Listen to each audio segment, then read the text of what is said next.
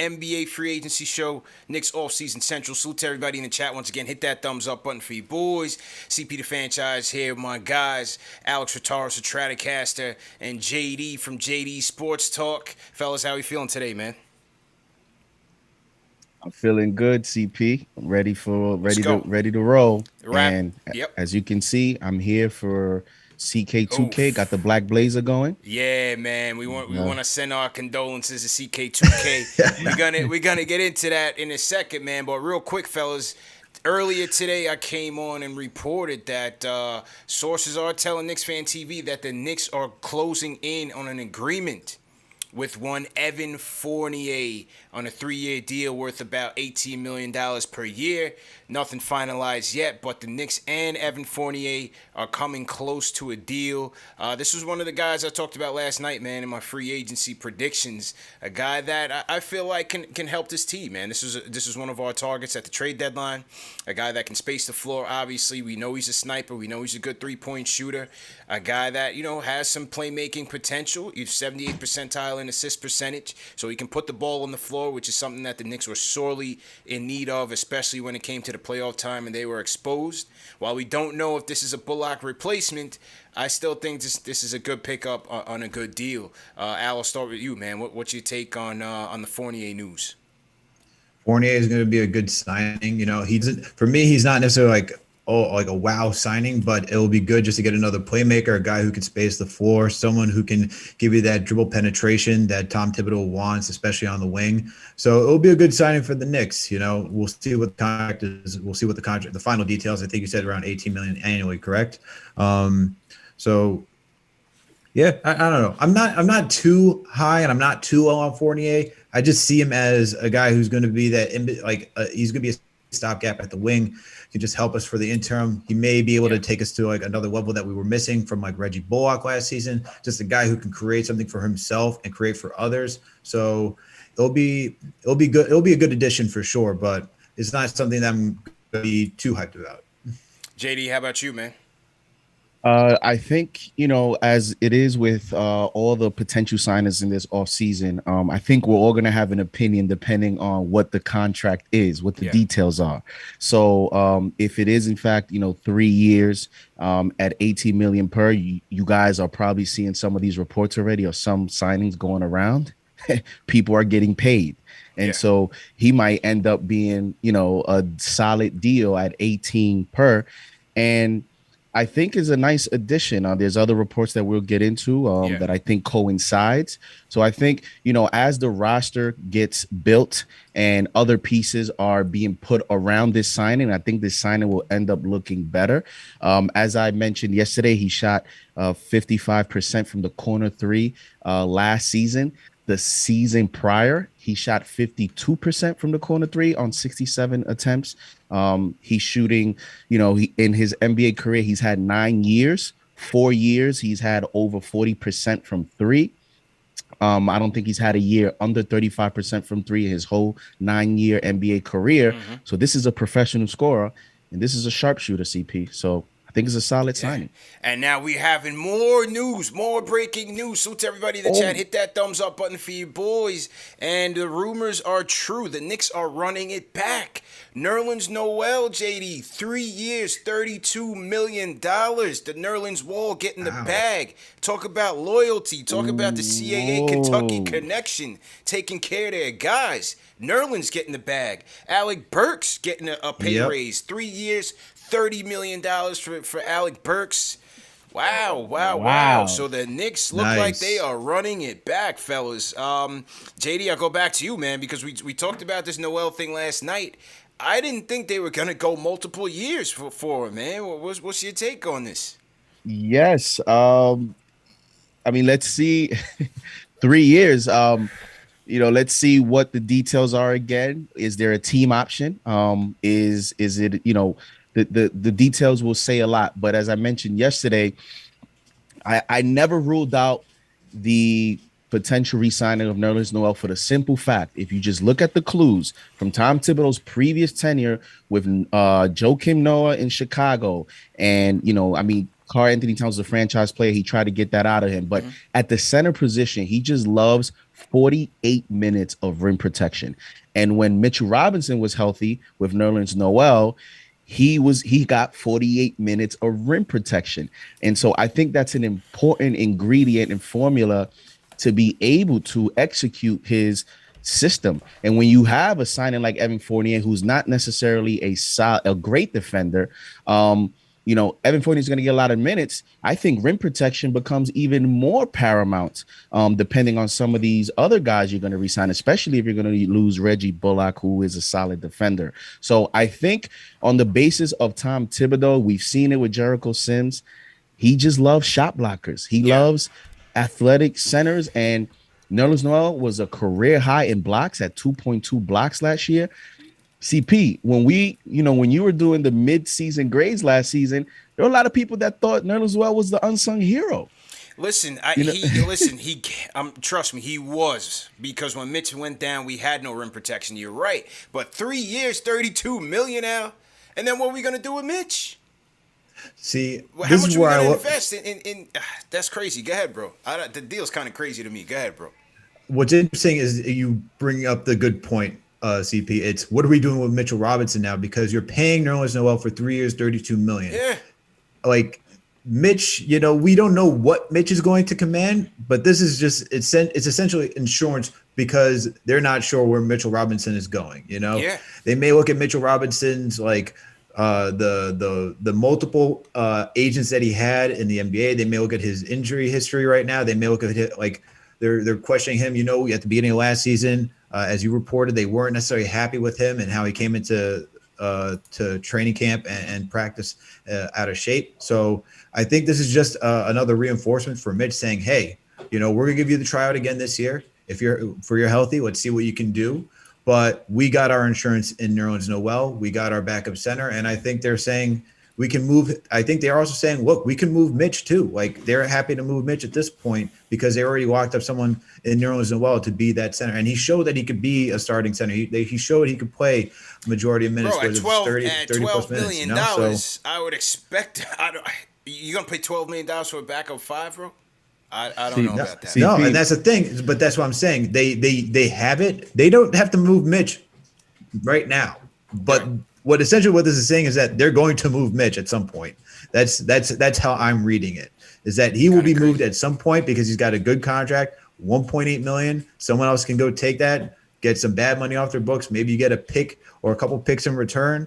Maybe one first rounder, a couple second rounders in return for Mitchell Robinson. But this is insurance saying Nerlens Noel is like who they're putting their stock in.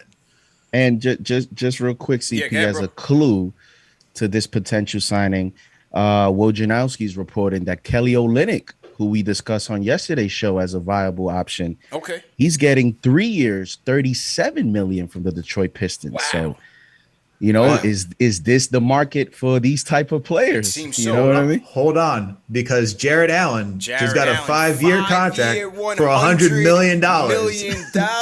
Man. Wow.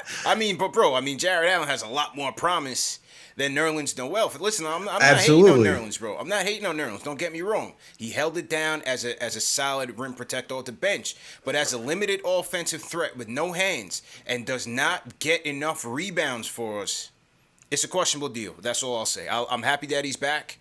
I have some questions here. There's a lot of questions. It just really puts Mitch's future up in the air. At this point, I'm not saying he's fully guaranteed to be traded. Because you could also just because you signed Nerlens to a 3-year contract doesn't mean you can't trade Nerlens Noel down the line either. Yeah. I think for them it's also you got the CAA they took care of him connection. Yeah. But they took care of him. Exactly. They took care of him. So either one could be moved. It brings a lot of questions right now. Is it Nerlens Noel that you're invested in, or is this a trial for Mitch? Is this just insurance for Mitch? There's a lot of directions that you can go with this type of signing. Now, CP, would you change your opinion if this comes out to be a 2-year deal with a team option? Yeah.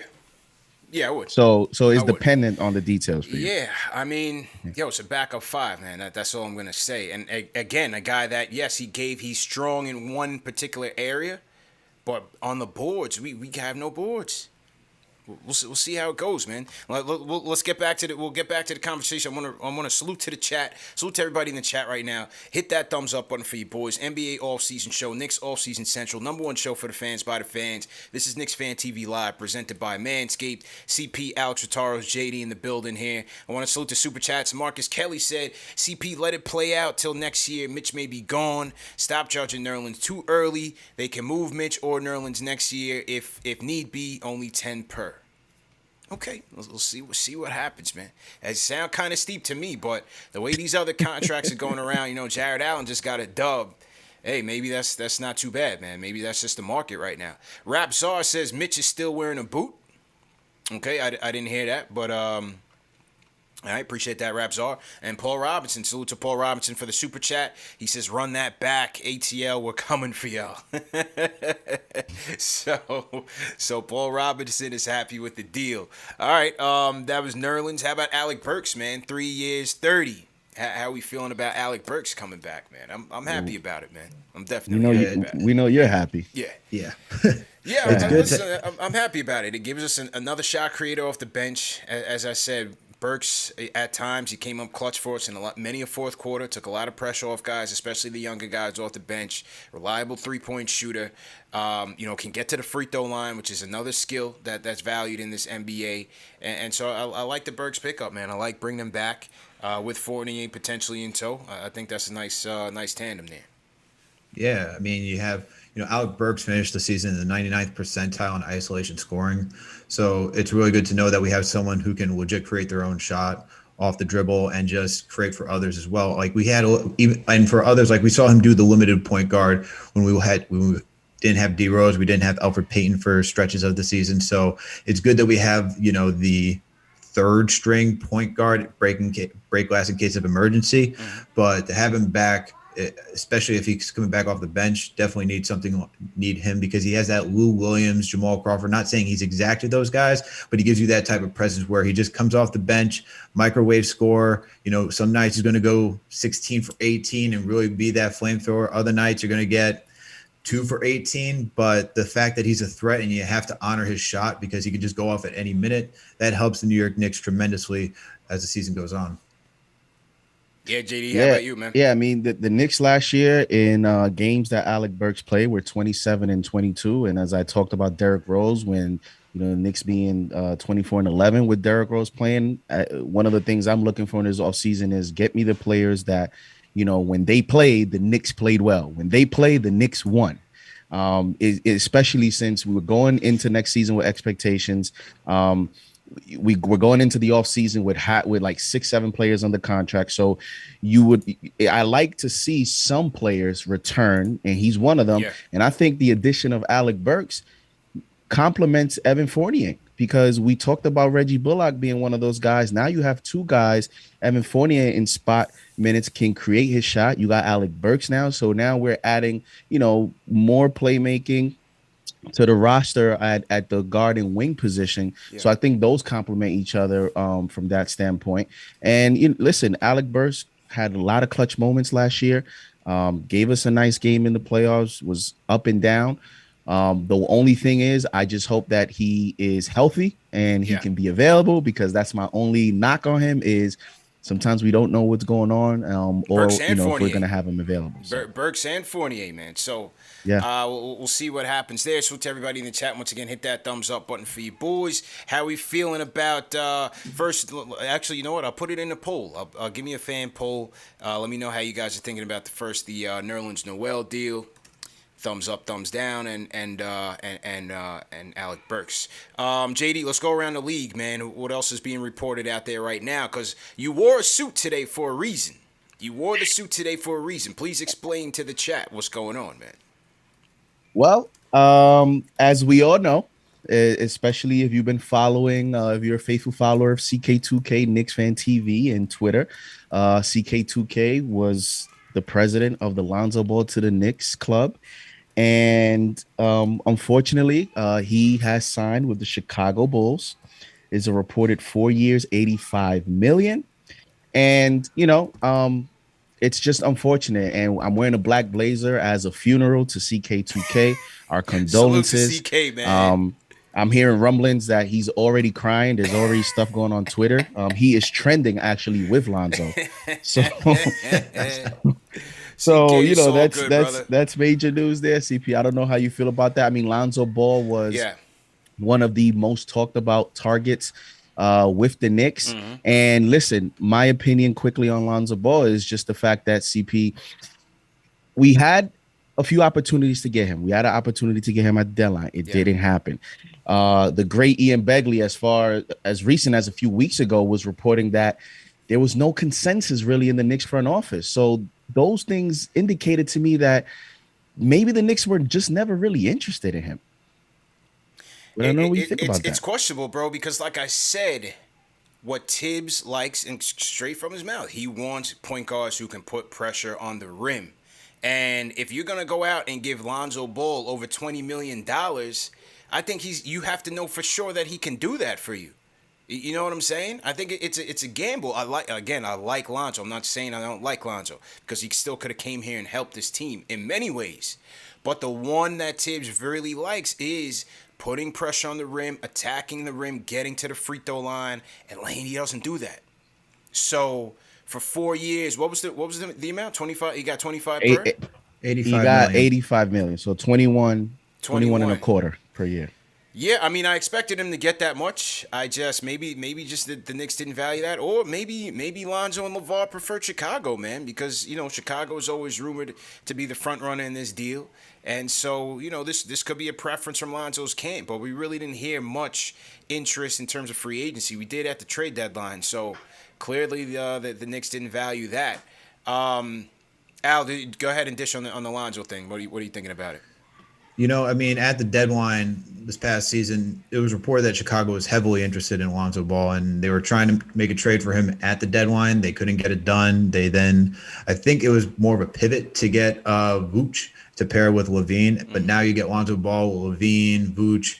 It's an effort to show Levine that they're committed to him, that they're trying to make a good team. They're trying to push. I think it's a good matchup for them because you have Levine who gives you that dribble penetration over there, and Lonzo Ball can just play off of him, be that off-ball creator, shoot the open three, connected to the other guys, find those other passes, help out in transition, because that with Levine, he's always looking to push the pace. So for them, it's a good move. I think it hurts. I think it hurts because I also want Lonzo Ball. Yeah. I'm not as heavy as CK2K is. He's leading the train, but I think he would. Lonzo would have helped this team in transition, help with the passing, help with rebounding, defending.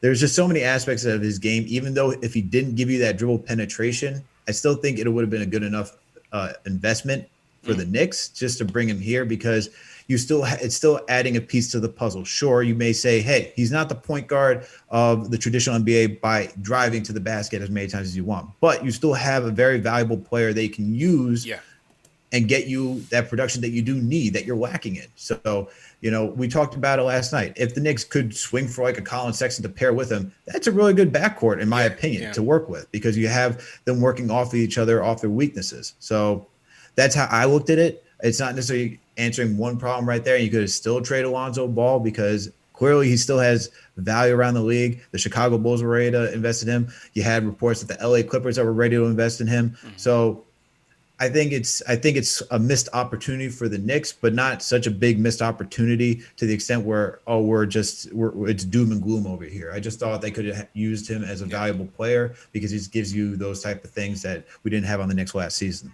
And CP, if I could add quickly, one of the things that turned me off about Lonzo Ball, because I was one of those guys that one day I wanted him to, next day I wake up and I'm not sure, but we see. When players are in this situation, they're in a contract year and they come to Madison Square Garden. They want to put on a show, especially when there's reported interest and there's rumors. The Garden that's your stage. That's Broadway. It's the Mecca. It's your opportunity. He was on national TV and he comes in and scores 5 points, goes two of 9. He scores 5 points. He goes 2 of 9 from the field, had a mental mistake there in overtime. And to me, that turned me off because I'm thinking like mentally, where were you for that game? I thought he would come in and play well, and that doesn't mean that that's the be and end all, but we see it all the time. Players come to the Garden that are rumored of us having interest, and they come in and they put on a show, and they leave you with that thinking of, man, I want that player on the Knicks. And Lonzo did not prove that in his one game here in Madison Square Garden. I wonder for that though, if it was more because it was getting late into the season when they came to Madison Square Garden, and we saw that Stan Van Gundy only lasted one season. But you could look around the entire team that it didn't seem like they were truly invested in him. Would you still, and this is throwing it back to you, JD, like in that type of situation, even if you're not a fan of your coach and you don't want him there and all those things, and maybe even though he's still connected with Zion, BI, everyone on that team, do you think that also played? And would you give him a pass for that? Or is it just like, no, I mean, I personally, I bring up that point, but I'm not judging him because of that performance, because, there was a lot of reports that he didn't see eye to eye with Stan Van Gundy. They put the ball in Zion's hand a lot more. They had him standing in the corner a lot. So the chemistry wasn't there, and that certainly probably played a part in it. He only played like 22 minutes in that game. So yeah, I just think it goes more into that. Obviously, I just think, as CP mentioned, is the inability to beat your man in ISO situations, to be more of an attacker, finish better at the cup. Yeah. I think those things were the defining factor in investing $85 million, because once you're giving him that money, he has to be the point guard. Like, you can't invest in a guy that when you're receiving that player, now you're trying to figure out what he's going to be on your team. You have to be sure what you're getting. You got to be sure, bro. And maybe that's where the Knicks were looking. We don't know for sure, but maybe that's where they were looking. Now, there are some domino effects to this Lonzo deal. First and foremost, it's a sign and trade, and so Thomas Satoransky is going to New Orleans. But now New Orleans, who had freed up cap space to go after Lowry, it's being said that Lowry could be a target of the sign and trade with Miami. They're saying the Lowry to Miami stuff is fairly close. So now that puts one Spencer Dinwiddie in the good graces of the Pelicans, the Knicks, and who was the third team that was reported that's in the Dinwiddie race? There was a third team reported in the Dinwiddie race right now. Wizards. The Wizards, because the Wizards were the original team that was mentioned with Dinwiddie as a potential sign and trade, with Montrezl Harrell potentially going to the Nets. Nets are trying to get a sign and trade out of Dinwiddie so that they could get some assets back that can help their team, because they're very limited in how they can build. Now, New Orleans has a boatload of money. If Lowry goes to the Heat, if he goes to the Heat, I think Dinwiddie goes to not only the highest bidder, but the team that offers him the most lengthened deals in terms of years. And I don't think the Knicks go that route. What do you guys think about Dinwiddie? You want to go, JD? Because I got. Go ahead. All right. Well, I think if you're Dinwiddie, I think the first thing you have to consider is not just how much they're paying you, but do you actually want to compete? Because the New Orleans Pelicans right now, for the last two seasons, with Zion, Brandon Ingram, and, right now, Josh Hart, we don't know where Josh Hart is going. He's going to get a bid or not. Lonzo's up and out of there. But if you're going down there, you're going to the West then. Do you want to go to the West and compete in the West and just not make the playoffs? Or do you want to be in the East where you have a better chance? The Wizards just made the playoffs last season, going through the play-in to make the playoffs too. So if I'm Dinwiddie, I'm considering the Wizards first, because I know I'll stay in the East. Not that the competition's so weak, but the competition is in my favor, because I don't have to compete with, the Suns. I don't have to compete with the Suns. I don't have to compete with the Lakers. I don't have to compete with the Clippers, the Jazz, the Nuggets. You got the Warriors who are probably going to make a comeback. There's just so many teams out there that you have to compete with. And I think for him, it makes much more sense to go to Washington just from a playoff standpoint, rather than just take the bag. Yeah, I would be honest with you.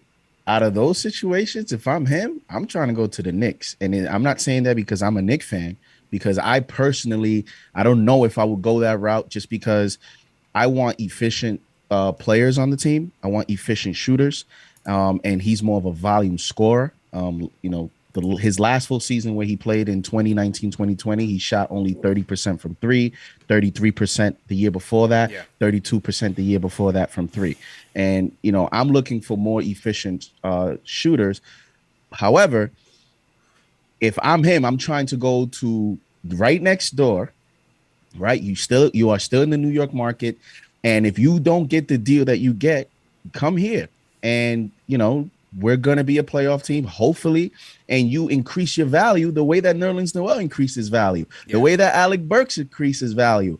Why not come to a coach like Tom Thibodeau and boost your value even more? If so, your free agent plans don't go as, you're hoping for. I mean, we're going to see what type of deal he gets. But if I'm him, I'm looking to come here. If I'm the Knicks, listen, at this point, right now, Cameron Payne just signed a 3-year, $19 million deal. That's like that's the bargain deal of the offseason right now. Yeah. I'm looking at that. I'm like, man, why the Knicks didn't try to go that route? But so the point guard market is dwindling. So man, I can understand the Knicks' interest in Spencer Dinwiddie for sure. Yeah, I mean, I'm with you. Not the most efficient guard, but I think he's still a clutch player. He can still get you some buckets. He can create his own shot, which I think we desperately need. And if the Fournier thing goes through and you're pairing him up with, Julius and RJ out there, I think you have a nice little lineup there. A 1+1 prove-it contract, I wouldn't hate it. A multiple-year contract, I'd be a little bit leery because he's got to prove it off of that leg and see how we, build up some chemistry there. So that's Dinwiddie. So we have the Knicks, the Wizards, and the Pelicans are hot after Dinwiddie right now. I believe the Mavericks are also interested. So we'll see how that plays out. So, as you said, man, the point guards are coming off the board. Salute to everybody in the chat. Once again, hit that thumbs up button for you boys. We got over 2,000 people in the chat. Once again, this is NBA Free Agency Central presented by Manscaped. Fellas, take your rocket off to outer space, man, with the Lawnmower 4.0 with 20% off and free shipping using promo code Knicks. As you guys know, man, Manscaped is the official sponsor of KnicksFanTV. And what I like about Manscaped, look, this is a Lawnmower 4.0, fellas, #1 men's grooming tool below the waist. It's got ceramic blade technology, skin-safe technology to keep it safe down there. It's got the LED spotlight. So if you guys want to do it in the dark, whatever you guys are into, lights go out, man, you can use it as a flashlight as well. Excellent battery life, wireless or wired charger. It's waterproof. You can do it in the shower. And man, this is Lawnmower 4.0, man. Don't leave home without it, fellas. It's the middle of summertime. Don't want to be caught out there lacking. Before you go out on that date, make sure that you trim the family jewels, man, and take them in outer space. The ladies will love it. That's with the 4.0. And they're also offering the Performance Package 4.0, fellas. So not only do you get the Lawnmower 4.0 in the Performance Package, you also get the Weed Whacker. This is the nose and ear trimmer. You get you some ball deodorant. You know what I mean? Slap that on there and you're good to go. Get you a little ball toner, man. Freshen up after work. You know what I'm saying? You go to happy hour, just throw those on there. You get a pair of boxer briefs and a nice little travel bag, man. So the Performance Package is definitely the way to go. Once again, go to manscaped.com, enter promo code Knicks for 20% off plus free shipping. All right, let's go to the phones, man, because the people want to get in. Let me go to Ari first and foremost. Ari, how you feeling, man? How you feeling? Hey, what's up, guys? Listen, man, I mean, I think everyone's a little overreacting a little bit. I don't think it's that big. Like, listen, I like the Burks deal, all right? We still don't know if the third years are team options for Burks or Noel. We don't know. Think that team but here's options. one thing. Yeah, obviously want the team option, but here's something that I think we need to understand. It's clear the Knicks are going to make a trade for a star, right? Mm-hmm. And these stars make $40-50 million. You need to send them salary, which is 75% of these stars' salary. So, I don't think necessarily that Burks and Noel could be pieces to a bigger deal down the line, right? Now, also,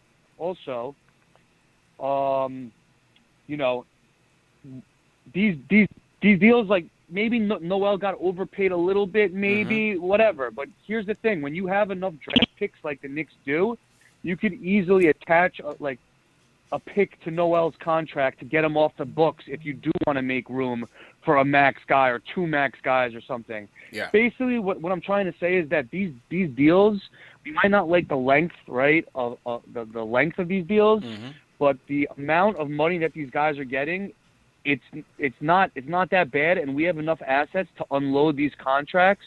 Should we have superstars that want to come here, and it could be used to match salaries to make another superstar come here. And last thing, I think it's very clear, and I've been saying this for months, all right? Mitchell Robinson is getting traded. He's the only young guy on this team who has any trade value that we could live without. I think you're right, bro. We don't want to trade RJ. We don't want to trade Obi. We don't want to trade IQ, right? But regardless of what everyone says, you're not going to trade Kevin Knox and, like, a future first-round pick for Colin Sexton. Mitch is the piece that has the trade value that now with Nerlens Noel here, he's expendable, right? So I think we have to just relax. All right, these contracts are not that bad. We have the assets to get off these contracts if we want, and they can be packaged together to make the financials work should we want to trade for a superstar.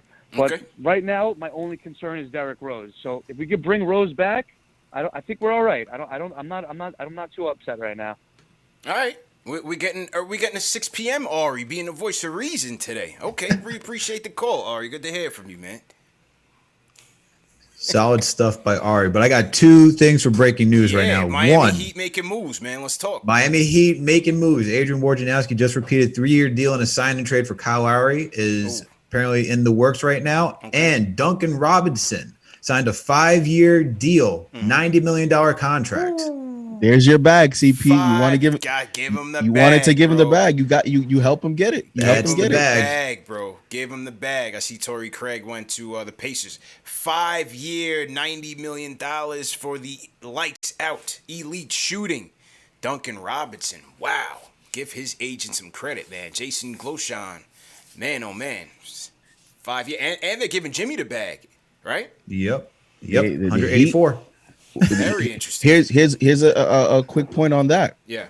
As because part of today, as well as the Knicks, and we're covering the other signings, is we also have to pay attention to what some of our competitors are doing. Yeah. When you talk about a future market for superstars, Miami Heat paying Duncan Robinson, paying Jimmy Butler. They already gave a contract to Bam. They just got Kyle Lowry. Yeah. Is Pat Riley now deciding to go with this core to see how far they can get? That eliminates the Miami Heat as another option for the Knicks as a competitor for a superstar that becomes disgruntled or available. So, let's keep an eye on that as well, because I think that's important for the future of the franchise. Yeah, interesting to see what they're doing, man. Giving him the bag. Have they said what Lowry's number is? Not yet. That's just in the works right now. They just know it's a 3-year sign and trade from what Woj has reported, but the numbers have not been disclosed yet. Interesting. I definitely want to see what that. It's Christmas. And the thing is that, and Woj was it not Woj? Lowry, apparently the Heat were trying to get Lowry during the trade deadline. I know the Lakers were in hot contention, but the Heat were reluctant to give up their boy Wonder down there. Tyler Hero. Big mistake. So now they get to keep him. Yeah. Through a sign. Well, let's find out more what the sign and trade is. It's probably the Dragon going to Toronto, but yes, it seems like the Miami Heat get to keep everybody at this point and get everyone that they wanted. Very interesting. So to everybody in the chat, once again, let's get those likes up. Over 2,000 people here. Number one show for the fans, by the fans. This is the NBA free agency show, Knicks Offseason Central, presented by Manscaped. CP, Alex Ritaros, and JD in the building. We're gonna get to some more calls. The fan poll, fellas, for Nerlens Noel. Over 1,300 people have voted. And over 50% like the Noel deal. 50% like the Noel deal, 34% indifferent. Okay, so minority 16% say they don't like it. King Matthew sends a super chat. He says, give Theo Pinson a lifetime contract already. He's waiting for that breaking news. We also have, who else sent the super chat in here? Salute to Owen A. He says both the Burks and Noel deals are deserve their deals. They were great contributors. Let the progress continue. Yeah, look, I'm all for the sake of continuity. As Ari said, these hopefully these are movable contracts when you're trying to make salaries work. But you got to also hope that the other team wants that. Does the other team want to take on the Nerlens Noel at backup center at $12 million a year? Time will tell. We'll see what happens. And Ari thinks that Mitch could be a goner. I mean, I can't see the Knicks investing that much money in both of their centers. So certainly hope the Blockton sponsor doesn't get traded. But as Ari said, he's one of your most tradable assets right now. especially on his deal and his potential. So we'll have to see how that plays out. Where are you guys from? Salute to everybody in the chat right now, man. Throw your cities in the chat. Let us know where you guys are checking in from. If you're from another country, all my international people, throw your flags in the chat as well, and we'll shout you guys out. All right, fellas, let's get back to the phones. I see OG Dan from LI is in the building. Dan, long time no hear, bro. How you doing, man? What's good, man? Listen, what's up, fellas? CP, you know, I don't call. I let all the geniuses, Yes. all the draft experts that they got to all opine. I don't know who none of these kids are who coming into the league, so I got to rely on all you guys. So I just keep my mouth shut and listen. And same thing with today. Listen, I don't know what's going on. It seems everybody can sign players. We're not. I'm sure Rose has a plan. I just don't know what it is, because it would seem to me that you have to at least have a serviceable playmaking point guard if you want the other players on the squad to develop. And I thought, Rose did that for us this year. And I have to think that Leon Rose has some idea. He has something, that he plans to do. See, CP3, another domino coming off the board, no choice but to be patient. I'm sorry? I said CP3, another domino coming off the board. CP3 and the Suns 4-year, $120 million. So he opted out of the 1 year left at $44 million and gets 4 years at $40 million. Resurrected the Suns franchise, well deserved. He's 36, right? He's 36. He will be 40 years old when 36. that contract expires. Yeah. We'll see how that looks in 2 years. But I'm telling you, man, these guys are gonna get paid. Yeah, it's payday, man. But then here's the question, though: do you guys agree the Knicks are not going to go into camp without a playmaking point guard? And if we agree with that, who are the legitimate options? I'm just, like I said, I'm not an expert at this, so I don't know what the guys in the chat are saying. But I mean, it can't be Reggie Jackson. It can't be like I think Jackson goes a real back to the playmaker, Clippers. right? Even though the Knicks are interested in Jackson, I think he goes back to the Clippers. I think right now, fellas, I think we're looking at Dinwiddie. I think you're looking at Schroeder. Please, people in the chat, no tomatoes. Please, no tomatoes. I'm just throwing it out there. This is not my choice. No tomatoes. You have Schroeder and Rose. I'm talking about starting caliber, right? Yes, you have your McConnells and things like that, but we're not talking about that. I'm talking about starting caliber. McConnell already got re-signed. He's back with the Pacers. All right, so he's already off the board. And in my conversations with Begley on Ian Begley's show today, shout out SNY, he thinks that the Pacers are keen on keeping Malcolm Brogdon, so that's off the table. So on the trade market, maybe Sexton is available, right? We're talking about realistic targets. We're not talking about Dame or nothing right now. But free agency wise, I think you're looking at Dinwiddie, Schroeder, and Derrick Rose. Conley's and does that Sexton price go up, though? Does that Sexton price go up after we strike out all day today? That's what I wonder. Guys, thanks for taking the call. Thanks, Dan. Good to hear from you, man. What do you guys think about that? I don't think so, just because if you're paying Jarrett Allen $100 million, I mean, how much more money do you have on Colin Sexton, too? Right. And there's other – I mean, you got Kevin Love still on the books. I forgot him. I think he's got 1-2 more years left on his contract. So, and if they really wanted to pay Colin Sexton, they would have had that deal – over and done with at this point. I think they're trying to move Colin. I think they're trying to figure that out right now, what they're going to do with Colin Sexton. It may not get done today. They may evaluate Colin Sexton during the season and wait until the trade deadline. But if it's not done today, it's definitely going to be until the trade deadline that we're going to see what happens to Colin Sexton. Yeah, I think with the potential options via trade, I think those teams are going to hold out to see how this free agency market shapes out, who gets players that they wanted and who doesn't. And that could boost the offer of, teams that are trying to vie for their services. For example, the Sixers with the Simmons thing. They're a team that probably is going to wait and see, a team comes out of nowhere that's desperate. Yeah. The Cavaliers as well. Maybe the Blazers as well. So I think, this is free agency.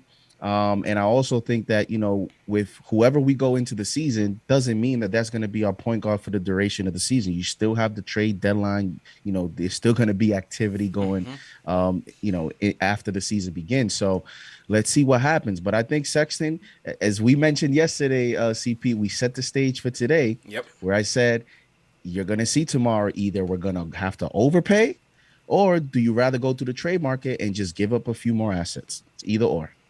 Gonna be interesting to see how that pans out. So to everybody in the chat, once again, hit that thumbs up button for you boys. We're getting ready to take more calls. Jay from East New York, we're gonna go to you, fellas. Let's salute the people in the chat, man. We requested the city chats. Who you guys want to shout out, man? Al, who you want to shout out in the chat right now? Oh my goodness! Don't even see. I'm not even getting to see this. I'm just seeing a lot of tomatoes right now. That's all I'm seeing. Oh, chat is blazing right now, man. Chat is blazing, man. Shout out Zoology from Chi-Town. What's going on? We got Nemul Bob from the Bronx, BX Borough. Everybody in NY, what's going on? LI, what's going on? We got MB from Trenton, New Jersey. Elias Dante from Amsterdam. All right, Gramsterdam checking in on the late night. We have Yuba City, Honey Badgers, what's going on? Rico World Peace checking in from San Jose, California. We got Alexander Cohen at London Town. Mellow Jello from T-Dot, big up everybody in Canada. T-Dot, what's going on? Zoology from Chirac. Okay. It's a lot of people from all over the world, man. JD, who you want to shout out, bro? Samuel Cortez, see here from Puerto Rico. Dialing PR, no doubt. From Wisconsin. You know, I have Stephen Fox in the chat. Joel Bosamo from Brooklyn. And, yeah, everyone else, man. Everyone else. Yes, sir. Shout out Knicks Media. What's going on? Al, anybody you see? You seeing anybody in the chat right now? I'm seeing the DJ Edzi from London. We got Tony Gazoza from Greece. Let's see. We got Danny Lee from Maine. All right. Yeah. We got Amilcar Melendez from Miami. We got Rob Bucks from South Jersey. Let's go. 3 a.m. Kenny from Stamford, Connecticut. Nice. What up? We got Brian Herbert checking from Halifax, Nova Scotia. All right, no doubt. Shout out everybody Young out Duffel there. 25 from Harlem. Harlem City, what's going on? MB's throwing tomatoes from Northern Ireland. So, shout out to all the tomato throwers. I know it don't sound too great, but Joaquin from Uruguay. Yeah, Joaquin is always in here, man. Shout out Joaquin, man. Shout out everybody, man. South America. We got Anthony La Rosa from the YO, the 914, baby. Let's go. YO. So my guy Sports Vibes TV in the chat Sports earlier. Vibes Shout was out good. to him. What's good? Yeah, speaking of YO, we got the Locks versus Dipset battle tomorrow. Let's get man. it. Looking forward to that. Definitely looking forward to that one. It's That's definitely gonna be amazing. Epic, bro. Can't wait. Yeah, man. All right, let's hit the Discord. Jay from East New York. Jay, what's going on, fam?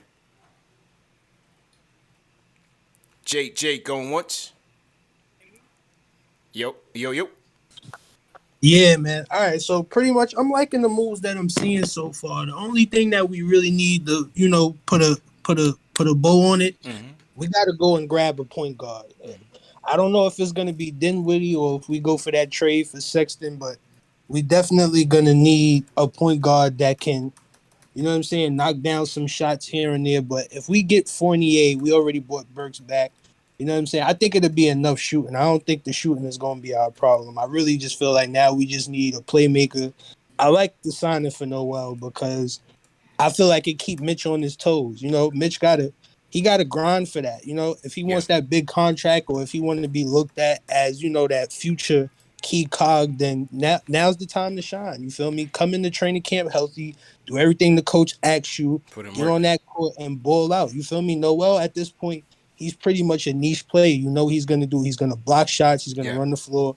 You know what I'm saying? Like, Mitch, you can still develop. You can still work on your game and become better and become looked at as valuable.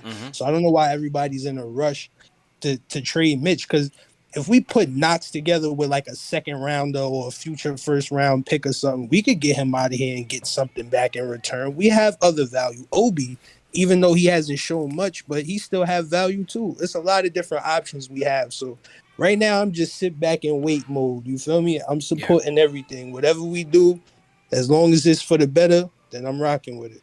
All right. Appreciate the call. So Jay from East New York coming with some optimism. Appreciate the call, Jay. Good to hear from you.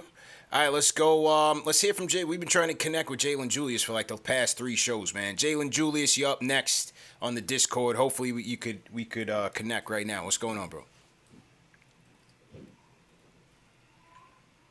Jalen going once?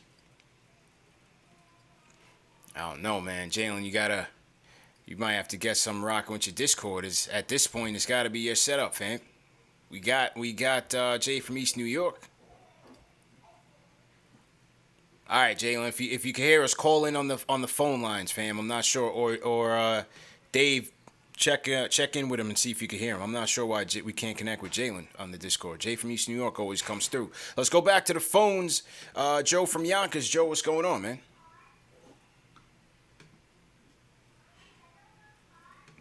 Joe, going once? Yeah, I can't hear Joe either. Joe. All right, let's go to Craig from the Bronx. Craig, what's going on? Yeah, I don't live in the Bronx anymore, dude. I live in South Florida, the hellhole of the world. Okay, all right.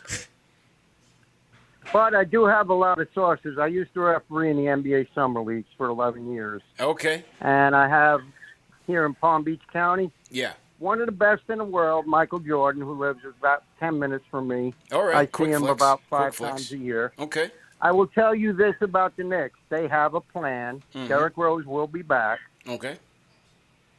That's a fact. And the point guard that they're looking at is Dennis Schroeder. Don't make that a point that I'm happy about, because I'm not. Mm-hmm. But that's who they're looking to rock with. And I can tell you this about the Heat.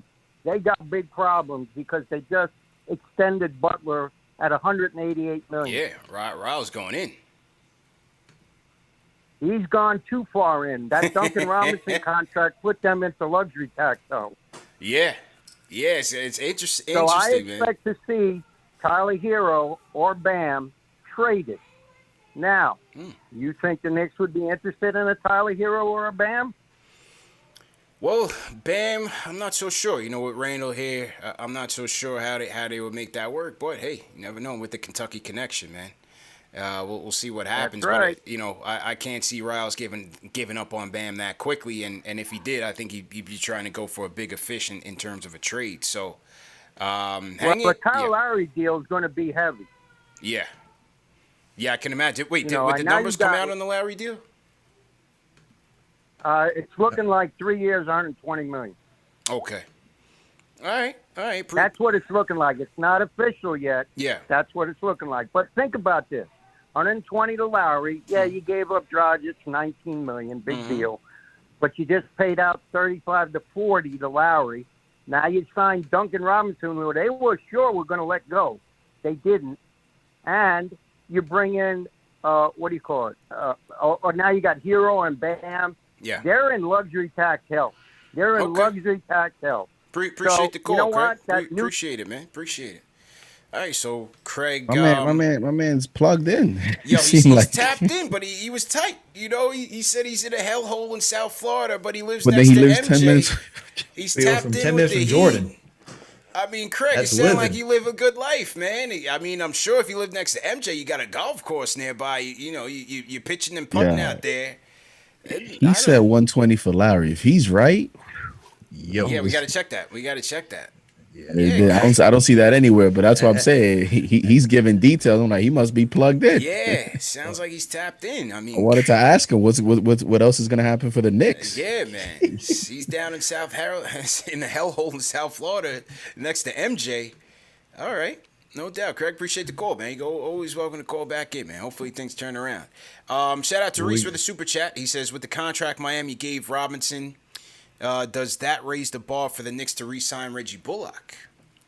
Well, it wouldn't be nowhere near those numbers, I'll tell you that. But you know, according to Berman, the Knicks, as we see right now with the Burks and Noel deals, Knicks are trying to run it back. Now, if they do bring back Bullock, according to Berman's tweet, they would bring him off the bench, and if they do sign Fournier, they would have Fournier starting. So I wouldn't mind that. I always said if they bring back Bullock, bring him off the bench. Now with Burks already here, you kind of burying your rooks. What does that mean for Quentin Grimes? We'll see what happens there. But you know, I think Bullock is going to command some deals, you know, from some contenders looking for some veteran 3-point shooting. Well, it doesn't mean that Quentin Grimes can't get any minutes. I mean, they're going to go into camp and compete. And if Quentin Grimes shows that he's better than Reggie, you know, I don't see that. I don't see Tibbs saying, no, you can't. I mean, we just saw Emmanuel quickly earn minutes. That's true. Obi Toppin was getting minutes. So Tibbs is going to play the guy who he believes can help contribute to winning. So if Quentin Grimes can do that, he can go get it. But I do want to touch on this because Doug McDermott signed a 3-year, $42 million deal with the San Antonio Spurs. McBuckets is going to San Antone. Wow. Okay, 14. So look at that, 14. I think that could be around Bullock's number though. I think that is Bullock's number. I think that's Bullock's number, man. So then that's what I'm saying. So you see some of these other transactions happening, and then we may look back in 24 to 48 hours and say, you know what, that Fournier deal, it's not so bad. Yeah, we got the Lowry contract now. It's 3 years, $90 million. Oh man, is Riley seeing straight? I mean, I don't care. Have him in the luxury tax. They ain't getting nobody after this. Man, it's all good. Man, does Riley think we in like 2012? Woo, good for Kyle Lowry, man. Bag. Telling you, got the. They're going all in. Yeah, all in for what? They're not winning nothing with that team. You know. Well, that's what I'm saying. Pat Riley. Everybody loves to praise him.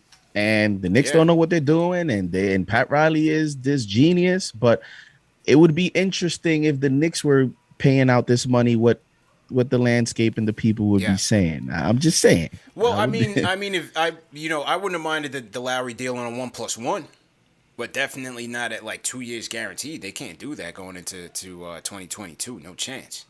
But, interesting for Miami, for sure, man. Shout out NY Sports Guy sent a super chat. He says, all these teams paying their star players, and we got fans arguing whether Randall deserves the bag. Pay the guys that deserve it, and that's that. Well, you know Randall's definitely getting the bag. But the key thing is, who do they have to play with him? And that's why this offseason and next is going to be crucial, because you're going to have to bring some talent in here before you give Julius that max contract. You know, so that's going to be imperative. Shout out, got you open for the super chat as well. Appreciate it. All right. What else do we get? Timmy Reed up with the Mavs, correct? Yep. Timmy Reed up with the Mavs. What was his number? $72 million. $72 million. All right. Congrats to Timmy, man. Happy for him. He had a great year. He deserves it. What else? You got TJ. So TJ McConnell, I know I mentioned that he re-signed with the Pacers. It was 4 years, $35.2 million is what he got. All right, TJ McConnell with the Pacers. Okay, running it back with them. We already said Conley's off the board. 3 years, 72 with Utah. Kelly Olynyk goes to Detroit. 3 years, 37. Jared Allen, 5-year, $100 million bag from the Cleveland Cavaliers. They're believing in him. They're showing a lot of faith. As we reported earlier, well, Rose reported, Alec Burks running it back with the Knicks, 3 years, $30 million. And the fans have spoken, fellas. The fans, in the fan poll, over 1,000 people have voted. And overwhelmingly, 78% are in favor of the Alec Burks deal. So, good stuff there. And Nerlens Noel, man, running it back, 3 years, $32 million. Anything else? Anything else we missed? You got Mike Conley for 3 years, $68 million. Let's see. You also got JaMychal Green for 2 years, $17 million. Ooh, where? Denver? Where? He's going back with the Nuggets. Oh, okay. I would have liked that pickup. I would have liked him he off would the have been bench good for us. Yeah, I would have liked JaMychal Green off. He's been one of my targets for a while now. I would have liked JaMychal Green on this team. The enemy, the future enemy, Trae Young, is expected to finalize a 5-year, $170 million deal with a supermax trigger that could make it into $201.5 million. So we'll see you over the next 5 years, Trey. Don't worry about it. We got you, man. Listen, man, we coming. Definitely the enemy, but no doubt a well-deserved contract for the kid, man. He was sensational in the playoffs. For sure. Ran through some of the top defenses in the East, no doubt about it. Toppled the number 1 seed, Philadelphia 76ers. Took the Bucks to the brink. If he didn't get hurt, who knows what we'd be saying right now after the NBA Finals. So well-deserved, man. Well-deserved for Trae Young. Getting the bag. Absolutely getting the bag. All right, let's get to the phones. And we'll probably be here for like another hour. We'll see what happens. And then after that, whatever happens tonight, I'll be back on live. We'll get your reactions to it. And over the course of free agency, man, if anything happens, any breaking news, you know where to come through, man. KnicksFanTV, number 1 show for the fans, by the fans. We got well over 2,000 people in here right now. So let's get those likes up. Oh, correction, 3,000. correction, fellas, correction. We got over 3,000 people in here. Let's go. Let's get those likes up. Hit that thumbs up button for you boys. We're closing in on 40,000 subscribers as well, so make sure you hit that subscribe button down below and hit the notification bell so you don't miss it. As I said, we're closing in on 40K, man. So #1 show for the fans, by the fans, is continuing to grow. Shout out to Alex and JD as well, man. Solid contributors for this channel. And, yeah, man, we're just going to keep it rocking. All right, let's get back to Jalen Julius because we've been trying to get with this guy for like the past 3 shows. Jalen, what's going on, man? I'm doing good, CP. How you doing? Good. Yo, you won the trivia from draft night. Did you connect with Dave and give us your address? We got to send you your performance package. Yes, I connect with Dave on the Discord. Okay. All right. Cool. So we'll get that sent out to you, man. Congratulations. What's going on? Thank you. Well, I talk about this free agency. Mm-hmm. Now, I like how we run it back with Burks and Noel. I like both of the deals.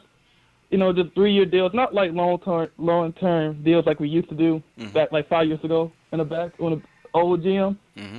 But I was kind of upset about Duncan Robinson. I really want Duncan Robinson on the team. Even if we had to pay him the same amount the Miami Heat did, I wanted Duncan Robinson. But I saw your show earlier today talking about Evan Fournier. Now, I hope we still do that. Because I would like to see like Evan Fournier next to RJ Barrett. I feel like they can complement each other better than how Bullock and RJ was last year. And for the point guard this year, we need to resign Derrick Rose. Now, if we resign Derrick Rose, I feel like we don't need a trade for like Stetson or try to go for a Dinwiddie because we already got Luka Vando's on the team and Miles McBride. I feel like we don't need like 4 point guards. So if we can sign Derrick Rose back, then we can have him the starter and try to make McBride be quickly on the bench, or try to get Dinwiddie or trade for Stetson. But that's how I want to do the point guard position.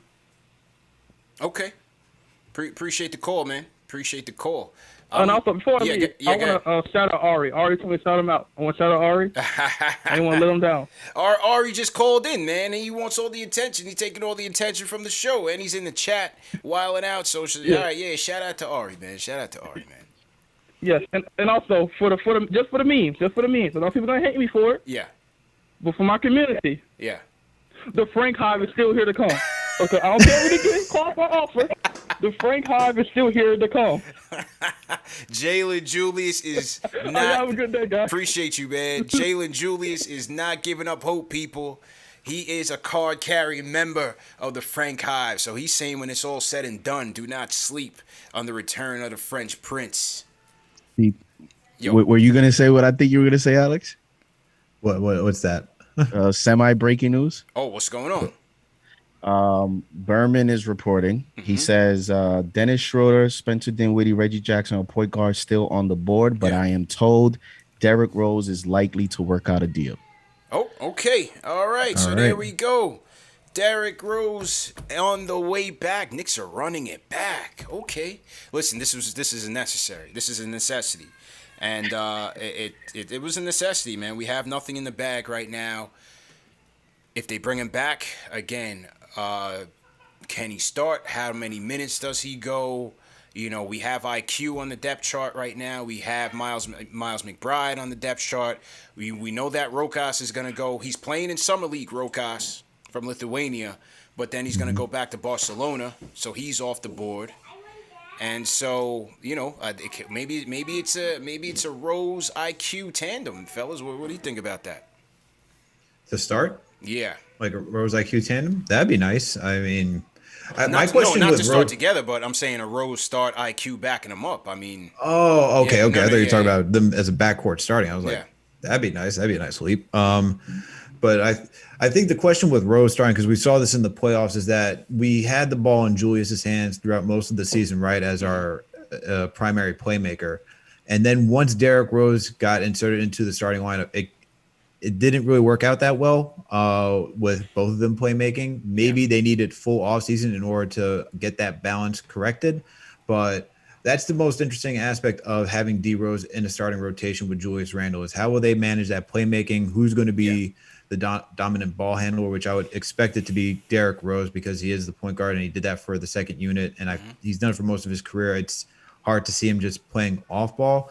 So it would be more of, is Julius okay and with just playing a little bit more off ball and being set up more, whether it's on the block, baseline, where he likes to get his shots. Those are my initial thoughts when I hear Derrick Rose and Julius Randle being in starting unit together. Yeah, I mean, listen, I think they could definitely play off each other. Maybe, as you said, the chemistry was an issue. I'd like to see them playing more in the pick and roll because I thought when we saw that it was effective in limited minutes. The Rose, if he is brought back and he is the starting option, it's still a concern because, again, the durability and the mileage and how long can he go. I think that's going to be a concern. I forgot about Vildoza. If Vildoza's on the roster come opening day, how do they factor him into the situation? I would have to think he comes off the bench. I forgot about Vildoza. So, between Vildoza, Rose, and IQ, is that a suitable enough, battery to get us through the season? Listen, there's only so many minutes in a game. So you just mentioned 3 names, and you can figure it out in a 48-minute game, especially if you're going to give Derrick Rose 24 minutes per game. Yeah. That was the sweet spot last year. Yeah, I love the Derrick Rose re-signing. Players respect him. Players love playing for him. For sure. And he also loves being a Knick, man. Like, you remember that moment where I forgot something happened. I know you'll correct me, CP, as I say, where he almost like he got emotional on a post game on MSG. Yeah, it's game 2. It's game 2, bro. Yeah. It's game 2. And he loves. You mean the one when they found out that Mitch got hurt? That one? Yes. Okay. Yeah. Yes. Yeah. When he found out Mitch got hurt, it was a pacing game. Man, that was a big moment for me, man. And when you see that, you see why. Like, Derrick Rose is probably the only NBA player that never gets in scuffles. Something happens to him, the opposing teams, players, they pick him up. Yeah. He's a revered player, man. He's one of the most popular players in recent memory. And listen, last year he shot 44% on the road to 31% at home. He shot 47% at the three-point line in the playoffs. And I mentioned how when we were going into the Hawks series, you need players to play well on the road. Derrick Rose plays well on the road, and it's important ingredient next year as we look to run it back. Derrick Rose is one of the few proven players we have. So why not bring him back? I know he has a lot of miles, but he's not done. You just need to manage him. Like Noel, it's just he ran into an unfortunate situation where we just had to ask him to do more. So that I'm not judging him based on, he ran out of steam in the end, because that's not the ideal situation that I'm sure Tom Thibodeau does not want to put him in. So I think Luka is a sleeper for minutes. I'm not saying for starter, for minutes. And that's why this summer league to me is one of the most anticipated summer leagues, because you have a lot of talent on that roster. Yes, sir. And there's a lot of storylines. And I think, so a few of those games may give us more clues. True story. It's going to be important to see those guys get minutes. And if any of you guys are going out to Summer League, meet me out there, man. Pull up on your boy. I'll be out there on August 8th, right in time for the Knicks and the Raptors opening day of NBA Summer League. And the roster has been announced. I'll pull it up shortly. But as we said, Luka Vildoza will be on that roster along with Kevin Knox, fellas. Summer League Kev is coming back to reclaim the throne. He's trying to recapture the essence. I'm happy about that, man. Kev obviously knows that this is do or die for him this season, and so he's trying to take ownership of it and put his career in his hands. I think it's important for him to get out there and get some run, man. For sure, absolutely. I mean, he probably, I know, like, this is no slight to Frank, but he probably saw what happened to Frank, saying, "Look, I need to make the most of my last year here too." Yeah, facts. So he's going to take every opportunity. And with last season too, there was no summer league. So for him, he's like, he could have had it last season. He didn't get it, so now he's going to make up for it this season as well. It's just Kev needs all the run possible just to make everything going. But it looks like JD's got some news. Before I let JD go, though, I just want to say that Jeff Green signed a 2-year, $10 million $10 million deal to go to the Denver Nuggets, and Sterling Brown has agreed to the Dallas Mavericks. Oh, so the Nets losing 2 key contributors to their team. Whoa, and Mo Harkless signing a 2-year, $9 million deal with the Sacramento Kings. Okay, yeah, all right. And I would like to say, I wish you luck. Thank you for playing hard for us last year. Thank you for being one of our best 3-point shooters and trying to guard Trey.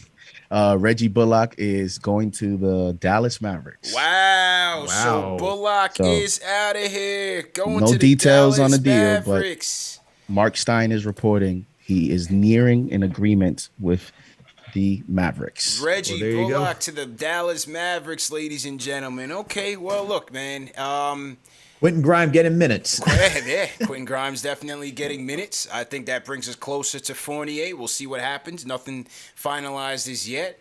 With Bullock, listen, on his deal, on the deal that we got him for, he was worth it. He made $4 million each year. If you really put it in perspective, you got a tremendous amount of value out of him, especially given the fact that, remember, the deal was supposed to be in the teens when they first got him. And then there was some kind of technicality, something that was wrong with his medicals. I don't remember if it was the neck issue or whatever. And Scott Perry went back to the drawing board with him and ended up getting him for 2 years at $8 million. And for that amount, listen, we had our differences with him. We had our issues with him. But I think for that type of value, for that type of contract, he produced for us. So hopefully he got a raise and wish him well, man. Good luck with Luka and Timmy. Should be a nice addition for the Mavs. For sure. And that deal was $21 million that he was going to have original. with us. The original, Yeah, right? the original deal. Yeah, the Yep, original the original deal. was 21. Just for the sake of comparison to Burks, I'm really interested to see what type of deal he netted here with the Mavericks. Yeah, because Burks getting a 3-year 10. We'll see, man. And we said McDermott got 3-year 42, so McDermott got 14 a year. So CP open spot just opened up on the starting lineup. A spot just opened up. Into Kevin Knox, because we broke news in the middle of the Kevin Knox conversation. I would like to say that, and it was reported, I believe, that this was, and you could correct me if I'm wrong, CP, this was Kevin Knox that took the initiative to want to be on the. Okay. Yeah. So I think at this point, if I'm him, listen, I'm not even thinking about the Knicks. Who cares if you're not a fit with the Knicks in the future?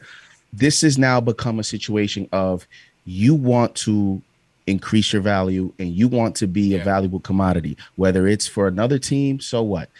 But you're at a point now in your career. I know you're very young, but you want to start to show the league that you can be a player in this league for a long time, even if it is as just a corner 3-point shooter or whatever the case may be. So I like the attitude. I like him being proactive. I like him, at least showing it looks to be some awareness of how critical this is for him this upcoming season. And hopefully he gets a fair shot. As we just mentioned, Bullock is gone. There's an open spot. I don't expect him to be a starter for us, but let's see. We have rookies here there's no guarantees here. Let's see what happens. But for Kevin Knox, I salute him, and I'm rooting for the kid, man. Yeah, definitely, man. Definitely. Shout out to Kev. And salute to everybody in the chat once again, man. Let's get those likes up. Hit that thumbs up button for you boys. Phone lines are open, 657-383-1509. Call us up if you want to get in on the conversation. Let's try the Discord again. Alec Coco, you coming up next on the Discord. Alec Coco, what's going on? Yo. My bad. Just had to mute the stream. No, you are all good. Yeah. So I just wanted to say real happy that we got Rose back. I think that we got to stress the continuity that we're getting from this. We get Alec Burks back. We got Noel. We got Derrick Rose. I think that'll be great for RJ, help him grow. But at the same time, I don't think that Rose can be our starting point guard right now. It'll be tough. And we got to look for some other players this offseason. But I think that that'll be based off of who we pick up at the 3. So right now it's looking like Evan Fournier or DeMar DeRozan. And I think that if we get DeMar, I wouldn't be completely against it, but we'd have to go for I think we'd have to try to pick up Colin Sexton in a trade, get someone who can shoot a bit more. Okay. Also create. At the same time, if we go for Evan Fournier, I think that opens up the floor a bit more and gives us the option to go with someone like Schroeder. I know people are gonna, man, hang up on me. Coming back, yeah. Yeah, but I think that if we get him on a cheaper deal, then I think he could definitely be worth a 1-year flyer. See where he's at, and I just want to see our team grow from here, and Okay. see if we figure it out. Appreciate the call, man. Welcome to the show, bro. Appreciate the call. Yeah, we still got DeRozan out there. I got to think he has his eyes on the Lakers, but who knows? Money talks. We'll see if he's going for the bag or if he wants to go for the ring. Because if he wants to go for the bag, I'm sure we can certainly offer him something. But if he wants to go for the ring, Lakers would be a good option for him. And the Lakers will get anybody they want. They have no cap. So yeah, Lakers always get their guy. Somehow, some way, they just figure it out. So interesting for the Sterling Brown contract. He only got 2 years, $6.2 million from the Dallas Mavericks. Interesting. 2 years. Wow. Damn, KD, come on, man. KD going cheap on us, bro. You couldn't, hook your boy up with that. But his buddy, what's his name? Why am I forgetting? Why am I blanking on his name? Center. Oh, DeAndre Jordan. DeAndre Jordan. Thank you. Yeah. 4 years, $40 million though. He can get he can help his buddy out there. And was it? You got Steve Popper saying, heard since draft night that the Knicks were not standing pat. So even though we're 57 minutes in, not thinking they're done tonight, or in the period the deals are actually supposed to happen.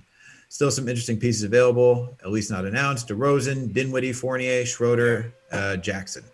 Okay, interesting. The Knicks are just taking care of their own to start out and then seeing what else is out there. Yeah, it looks like. Blair Viala is in the chat, said, what happened to the Miles Turner trade talk? It was just that. Knicks are interested, but Pacers don't want to give them up. And I was on with Begley today. Begley confirmed that Knicks have been interested. Pacers just don't want to deal him right now. So we'll see what happens. We'll see who blinks first, or whether the Pacers do. But Pacers had always had Turner on the block. They're trying to split up Turner and Sabonis. Again, Knicks were interested, but the Pacers have seemed unwilling to let him go to New York. So we'll have to keep an eye out on that. All right, back to the Discord. Let me go to my guy Weasel. Weasel, what's going on, bro?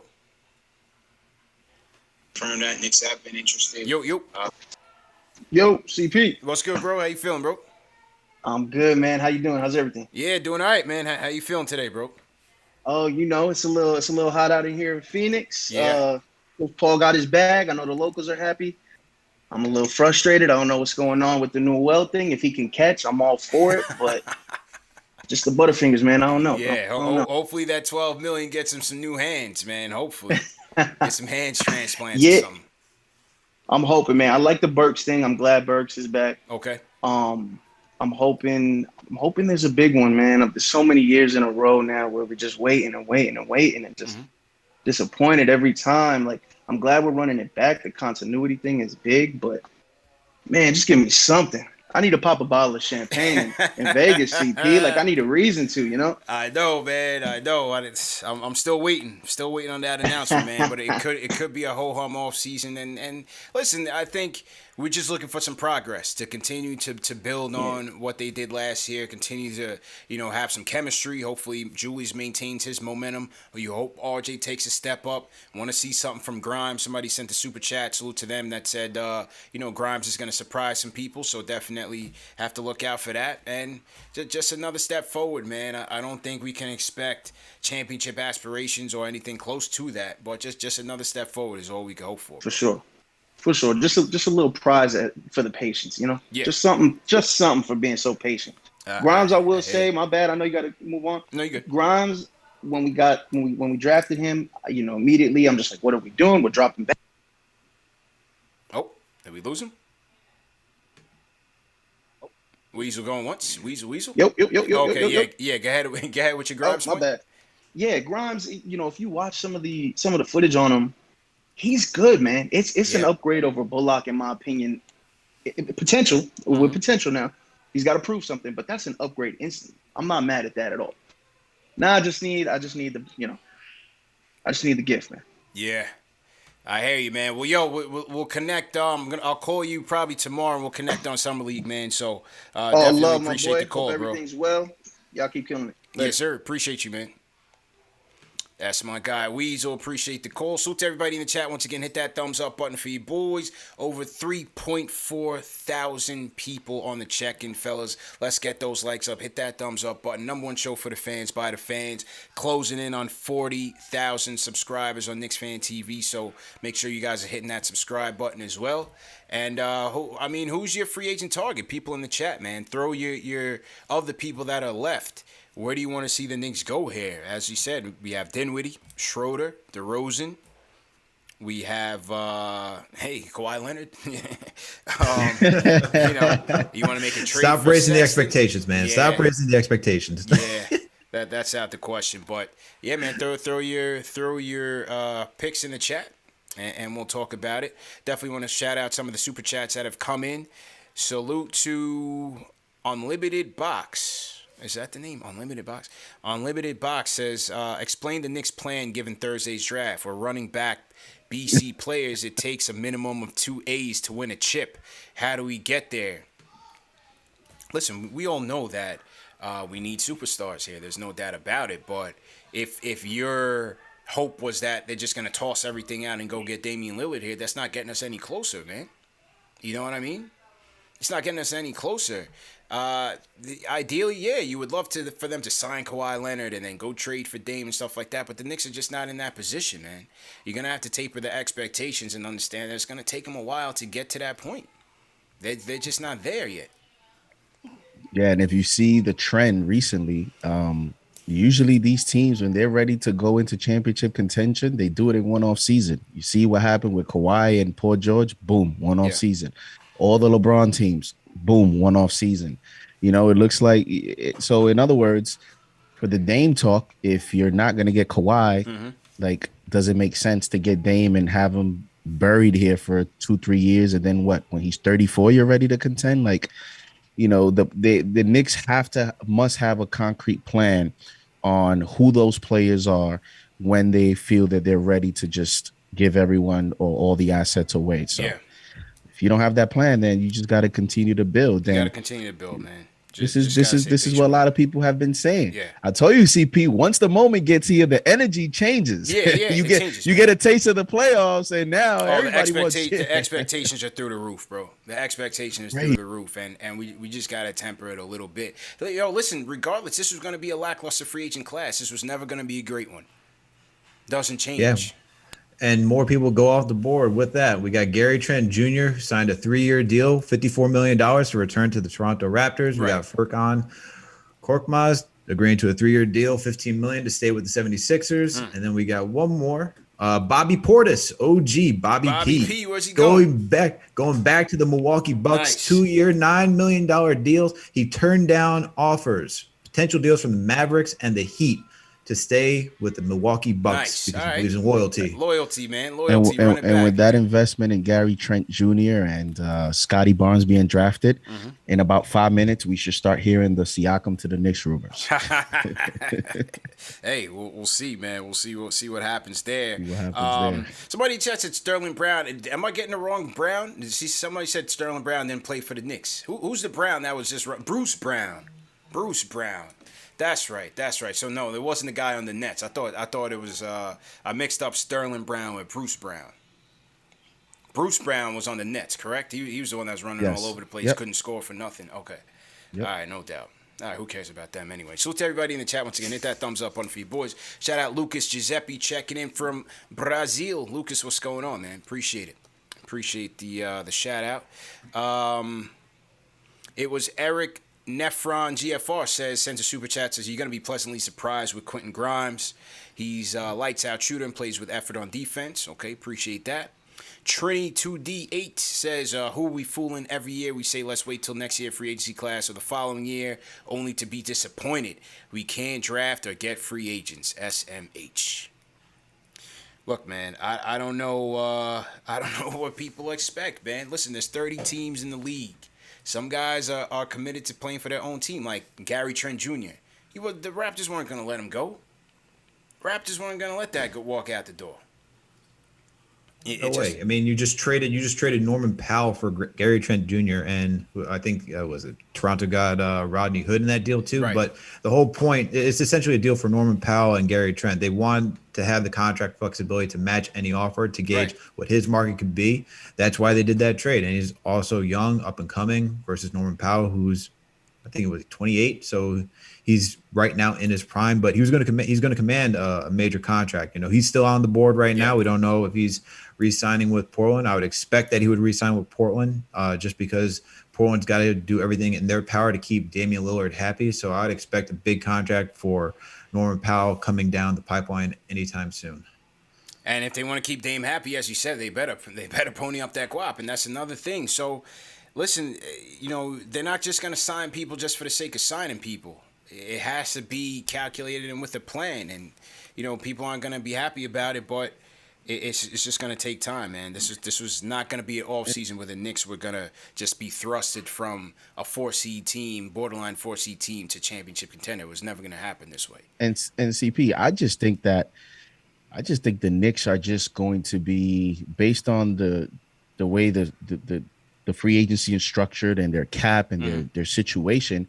I just think whenever they're ready to make these big time moves, it's just going to be via trade, unless, you know, obviously they wait out next year and Levine or Beal go all the way through unrestricted free agency. I just think they're better suited right now. And there's better options, in my opinion, especially when you consider, do you overpay or do you give up assets in the trade market? So I know that, you know, we want to just, I guess, spend all the cap money, but when you look at, we went over it last night on the show, who are you going to spend? We just got all this cap money. Who are you going to spend it on? Yeah. You know, like, are you going to give all these guys these long-term deals? And then what? We're going to wait till trade deadline. And then when, you know, some of these other guys may want to leave, then we're not in a position to get them. So what's going to be the conversation then? Like, I think the Knicks are just playing it. They just want to be in the position whenever it's ready. They want to be in the run. Yeah, you got to be ready, and they're gonna do that, man. I feel like this is the Debbie Downer hour, man. So it's perfect time for me to bring in Jay from Florida. Jay, what's going on, man? What's going on, bro? Jay, going once. Oh, Jay. I thought he was just gathering. Yo, what's good, bro? What's good, man? What's going on, Jay? I'm sure you're happy. Man. Hey, hit that button for your boys, subscribe. Your boy CP been working a lot. He works every day. Yeah, kind of that like button, subscribe button. We should be at 100,000 followers. Yes, sir. Yo, Jay, do me a favor. I'm gonna put you on hold. I want you to go into a room with good service, and I'm gonna get right back to you. Just because your connection is cutting in and out. I want to make sure that we hear you clearly. So I'm gonna put you on hold. Just sort out your connection. I'm gonna come right back to you. All right. Let's go. Mount Vernon. Deuce, you up next. Deuce, what's going on? Hey, what's going on? What's going on, everybody? How you feeling, bro? What's going on? I'm good, man. I'm good, but I'm not good. I'm not feeling what's going on right now. I'm not feeling it. You know, bringing back Noel, bringing back Burks, possibly bringing back Rose. We can't bring back the same squad, and we ain't hire Rose and World Wide West to end up with Dennis Schroeder and Cameron Payne. You know, we need players. We need players. DeMar DeRozan ain't it. You know what I mean? We got to get some real players if we're going to do something. So, I mean, you know so of the free agent class, who are you looking for, though, fam? Who are you looking for out of this free agent class? Or what ain't is the nobody move? here. That's why you got to make the trade. So what is the trade that you're looking for right now? Give me a guy. I mean, you got to give up Obi. You got to give up something. That's my thing. You know, in this class right now. Yeah. Free agency is basically trash unless you want to overpay. It's trash. But to leave, you know, to start the season next year with Devontae Graham as our starting point guard or Dennis Schroeder. It's lackluster. No, I'm not jacking that. I'm not jacking that. It's lackluster. So if you put Obi in the deal, what would you be looking for? You looking at a Sexton deal, or what are you thinking? In order, they got to come away with Sexton. We got to start the season with Sexton, plain and simple. That's the only way. You start the season with Sexton, RJ, Fournier, whatever his name is, or DeRozan, you know, Randall and Mitch, and with the rest of the supporting cast, now you're working with something. But you ain't bring World Wide West and all his connections to end up with Dennis Schroeder. You know what I mean? Yeah. Or like my man said last night, we could make a play for Kyrie. I'm just joking. All right, man. Appreciate the call, dudes. Hang in there, man. Like I said, it might be a slow burn, bro. You just gotta hang in there, man. All right, let's check back with Jay. Check back with Jay from Florida. Jay, how you feeling, bro? What's up, brother? Am I coming through? Nah, still scramble, bro. Still scramble. I'm gonna put you on hold again, and we're gonna come back to you. We gotta get you in right, Jay. I can't do you like that, man. So, yeah, let's just figure it out. Call back into the line, and Dave, let me know how his connection sounds. Mike from Michigan, you up next, man. How you doing, Mike? Yeah, I'm good. Can you hear me? Yeah, loud and clear. Okay. Yeah, man. So I wanted to hit on the fact that, it's something to be said for continuity. You already hit on that, though. You already hit on that for the most part. Flipping the roster every single year, what's that getting you? Yeah. And like you already addressed, this year's class, as far as free agency goes, like you was asking, man, everybody that calls in that's disappointed and expressing disappointment, I'm like, yo, where's the home run? What's the home run that they wanted us to hit this year in free agency? I didn't see any home runs. You know what I mean? So with what we had going on last year, now think about how we came in from last year. We came in with a lot of, veteran guys on short contracts that they threw on the team that had won. I can't remember what we won underneath my guy Fizdale. I don't like to think back to that. That was a dark time for me. But anyway, we had won like 20-some-odd games maybe. We had a roster that, like you used to say, a roster of misfit toys, you know what I'm saying, coming into last year. Mm-hmm. So this year, we got, guys that came in last year with that roster of misfit toys, got everything together, jumped us up as far as getting to the playoffs, probably 2-3 years earlier than anybody would have projected. You know what I'm saying? So why wouldn't you pay those guys and bring those guys back, those vets, and mix it in with the incoming talent that we got as far as this year's draft and the youth, and cook it up that way. Yeah. So anybody that's down in, what we got going on right now and whatnot, they got to be pre-Facebook Knicks fans. You know what I'm saying? I was here with the Isaiah year. Yeah. You know what I'm saying? Now, if you've been rocking with the Knicks since the Isaiah years, when he signed, what's my man, Jerome James out of Seattle, signings like that. Yeah. I guess that's what guys are looking for, signings like the Jerome James. Just throw the bag at somebody just to say we got a guy that was, hot last year. So I'm not with that. So anyway, continuity is what I'm after. Continuity is what I'm happy about, and I think that I think we're on the right track. From a guy that was here before Facebook, we're definitely on the right track. All right, appreciate the call. So Mike is going a patient route. Look, man, the reactions are expected, fellas. I expected this. I wasn't too optimistic about what today was going to bring, but this is the reality of the offseason, man. It's just the reality of the offseason and the prospects that we're looking at. Again, DeRozan's still on the board. I don't know how much that excites some people, but, it may be questionable in terms of how he fits with RJ and Julius in terms of spacing. But you bring DeRozan here, I still think they'll be a good team. And also, I would say I'm interested to see what they do at the wing position. Because I think plan A in the draft was Trey Murphy. I think that was plan A. For sure. I think, part of the whole Chris Duarte stuff, I personally believe it was semi-smoke. I think they wanted Trey Murphy, and I think they view Trey Murphy as a possible even day one starter. At 6'9", you could just fill him right in, because right now we have Quentin Grimes, but he's 6'5". Burks is 6'6". Are you going to move RJ to the 3? I don't necessarily, I guess Evan Fournier could be the starting 3, but I'm also interested to see if we add an additional wing to the position, and we'll see where we go from there. On the Fournier front, Keith Smith, NBA Keith Smith says that Boston has not given up hopes on Fournier, but they are far apart on a deal. They're saying Boston is trying to keep its cap clean for 2022. They still hope to bring him back, but they are far apart on a deal. As I reported earlier, I heard that the Knicks and Fournier are negotiating on an $18 million per year deal for a 3-year deal. we'll see. Nothing imminent right now, but we'll see what happens there. So, and a shout out to the agent of Zach Collins. Facts. Zach Collins still in here getting bags, bro. Zach played Collins. 11 games last year. Yeah. Zach Collins still in here getting bags. Very interesting, man. Very interesting. So just some of the super chats that have come in.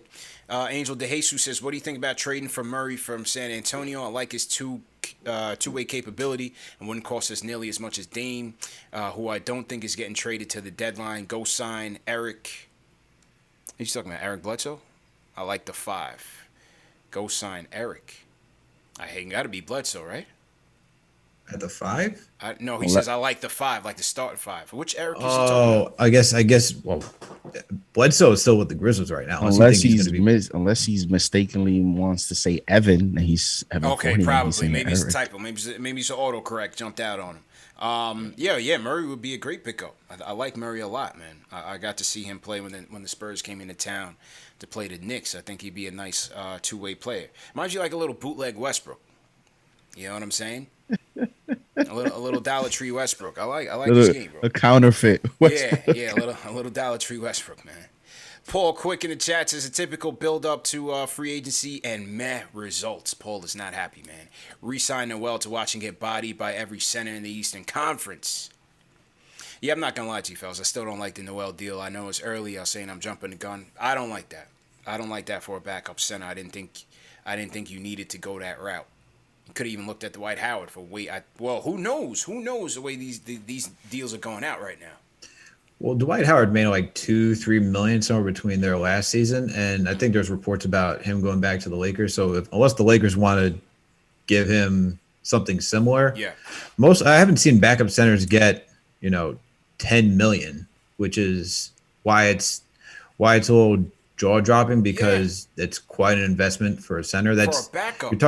You're talking about paying like a good starter, like that type of money. Like we're not talking like Jarrett Allen, who could be really good, getting $100 million. You're not even talking about Rudy Gobert, who's also making that contract's just ridiculous. Yeah, but it's ridiculous. You're still talking about you're investing. That's an investment into a center. So that's 100%. Why it's a little like Ari made some really good points at the beginning. Like you could use that as filler in a trade because, as he pointed out, like star players do have those large contracts and you have to match it up, especially if you don't have cap space. Mm-hmm. Right now the Knicks do have cap space, so they don't necessarily need to match it like by the value of the dollar amount, but you can down the line help when it comes to getting a star player. If you sign Noel with the thinking that he's going to be your future starter because of some type of deal, then to me is a bad deal.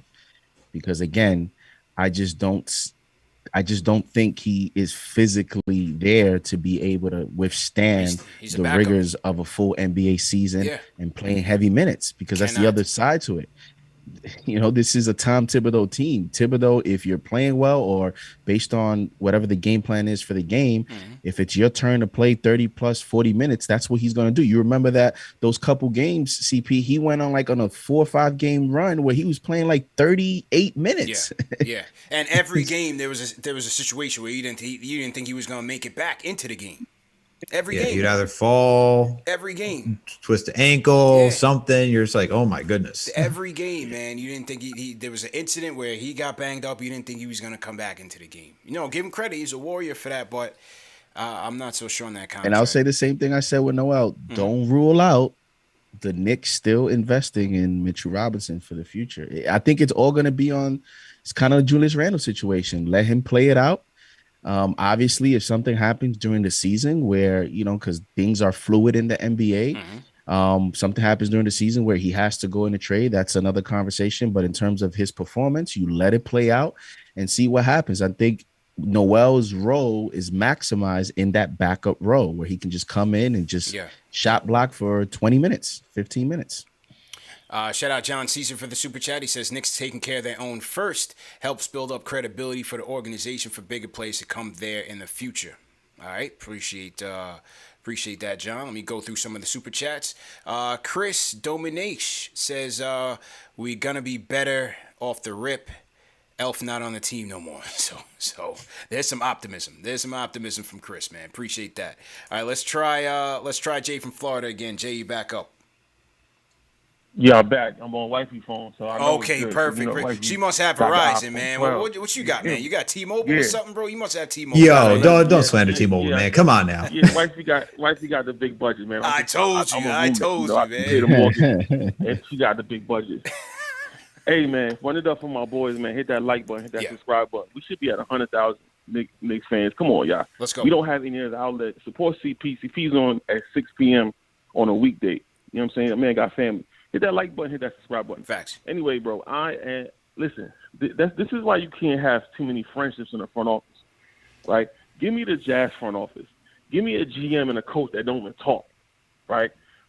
This makes the situation more successful. The Noel deal, like you said, you go pick Isaiah Jackson at 19 and slot him in for 4 years for a crazy discount. He could do the same thing that Noel's doing. Tibbs is just happy to bring that vest because he knows what to expect. He doesn't want to do his job. You got all them old men in the front office. They don't want to do their job. They get comfortable in signing. There's no way Burks should be back. There's no way Noel should be back at that number. You sign Isaiah Jackson. You go find a wing in the draft and go build him up. Grimes could start. Grimes could pay Burks' role. Like, come on, roll the dice and get it going. How are we ever going to get to a championship if we're giving out these kind of numbers to these marginal vets? How are we going to get there? It's championship or bust for me every time. I don't care about getting to the playoffs, getting to the second round. I don't care about that. We want to eventually win a championship. Where's the talent? How are we going to get to a superstar? You think Dame is in his crib right now saying, oh, the Knicks just signed back Burks and Noel. Let me call up Leon right now. No. There's nobody coming to save us, right? Worldwide West is an idea. I hope he's listening to me. You an idea right now. We hired you to make it happen in free agency. You're not doing anything. Beal is staying home with wifey in D.C. Dame ain't moving. Nobody's moving to come save the Knicks. You got all this cap room for next year, and nothing is moving. What's the plan? What is the plan? How are we going to get to a chip? How are we going to get superstars? They say we negative on Twitter. Oh, y'all bad fans because y'all negative. Y'all don't know nothing. This is what I'm seeing. I'm not seeing any progress this year. You go sign Fournier for $18 million, that's a huge chunk off your cap. That's almost damn. That's a max. Just call that a max, $18 million. That's a major play in your rotation. Evan Fournier, is that what's supposed to make me excited? RJ and Randall, that's how we win in the championship? I don't see it. I don't see it. Jay, what type of all season would make you happy? Yeah, the off season. What type of all season would satisfy you? Listen, I hated the force. I hated the winning the 9 games in a row. I hated all that. That was all houseman. That was all track. That ruined the whole offseason. The Knicks should have been in the 11th pick.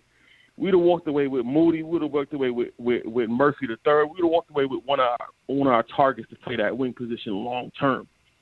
That was the setback right there. The playoffs was the worst thing that happened to this team.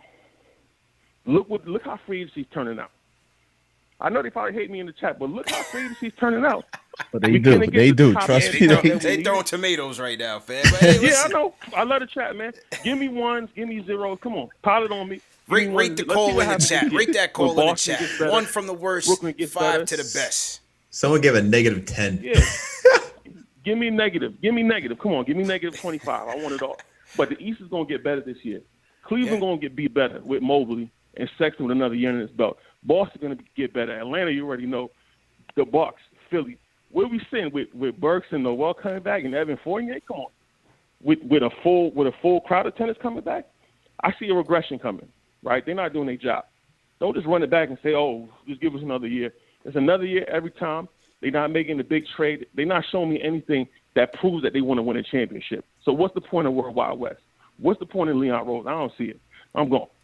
All right, man. Hang in there, Jay. Rate that call from 1 to 5. 1 being the worst, 5 being the best. Do you agree with Jay, man? There's a lot of Debbie Downers right now, fellas. I think there's a lot of people that would agree with them that don't want to admit it, man. I would say that the teams that he listed, like the Jazz, so forth, they haven't won a championship yet. That's a fact.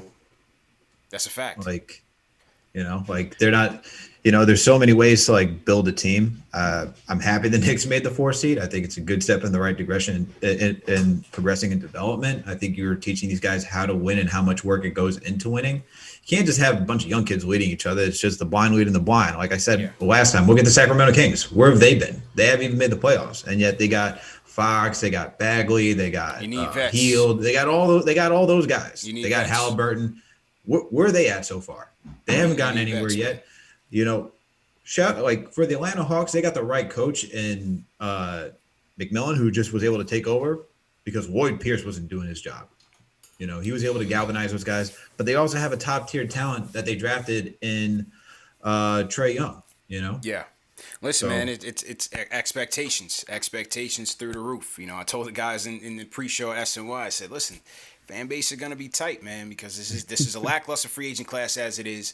We made it to the 4 seed. We got washed by the Hawks, so they felt like the season was a failure. Coming to the draft, you punt on the 19th pick. It's a lot of moves that the Knicks made that the impatient fan is just not gonna be happy with, and I understand Jay's frustration. To be quite honest, I understand the frustration, but at the same time, sure, the Knicks can call Portland right now and tell them, hey, we'll give you every single young guy we have plus every single pick. Bring us Dame Lillard. All right, you want to win the back pages that way? Okay, fine. But that's still not putting you anywhere closer to a championship. Kawhi Leonard is not coming here. He's coming off an ACL injury. He's going to be out the whole year, and he's staying with the Clippers. Who's next down the line? You got 3 of the greatest superstars in the league right now on one team in Brooklyn. You got the Freak building his own thing. You got LeBron and AD on their last run. Who's the next guy? Booker's in the Suns. He's good to go with CP3. You got the Spider. He's in Utah for right now. He's not a realistic option. It's not that many options, people. I've been saying this for every single year. The NBA is the hardest league to build a championship. Luck plays a huge part in it. Luck plays a huge part of it. 90 seconds. When it comes to free agency, when it comes to trades, everything. Luck plays a huge part in it, man. But in the meantime, they have to continue building and coaching these kids up. And hopefully you catch lightning in the bottle with a couple of them, man. And see what happens, bro. I just think everyone's just conflicted. It's a lot of emotion, understandably, because everyone wants to reference the NBA finals. Yeah. Right. Everybody wants to reference the teams and how they were built, but then here we are in free agency, and it's like everybody wants the quick fix. And I mean, it is my belief that the Kevin Durant offseason is what has caused all this in terms of us now trying to. I go back to LeBron, bro. I go back to the Celtics. To the Celtics, bro. Look how long Paul Pierce was there dying. Yeah, him and Antoine Walker had a nice run. They had a nice team, and they were doing a shimmy and all of that. But for a minute, Paul Pierce was going through it, right? And they had a top draft pick. They brought in Al Jefferson. They were able to flip him for KG. They were able to flip some more pieces and get Ray Allen. That's when that whole big 3 thing started. Then LeBron comes. He's tired of losing to them. He runs to Miami, big 3. A lot of that was 10 luck, man. seconds. A lot of that was luck, bro. Yeah. And listen, we are just going to have to continue to build and develop. Keep building. And yeah, ultimately the trade is going to have to come, right? The trade is going to have to come. I've been saying it. To me, it's just not right now. Now, if Beal, hangs tight, goes into next summer, you have Levine going into next summer, maybe able to pick off one of those guys. Maybe, Grimes comes along, does Quickly come along, does Obi come along, you see where RJ is, you have 6 first-round picks in the next 4 years. Okay, maybe you call Portland up and say, all right, here's a couple pieces right here. Can we go get Dame? Then you got something exciting on the court. You still probably not better than the Nets. You're probably not better than the Bucks, but you got something that'll put you up there. But it's gonna take that type of, those type of acquisitions. This year wasn't gonna be it.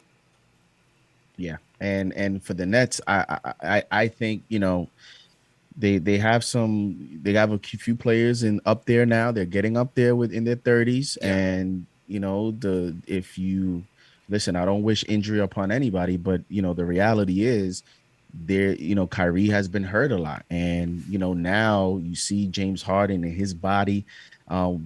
the game is, as the rigors of the NBA, he's having hamstring issues. There's going to be rule changes next year. So there's a lot of moving parts. I think their window is closing a little bit, but I mean, I have them as the favorites next year if healthy, to be honest with you, going into the season right now.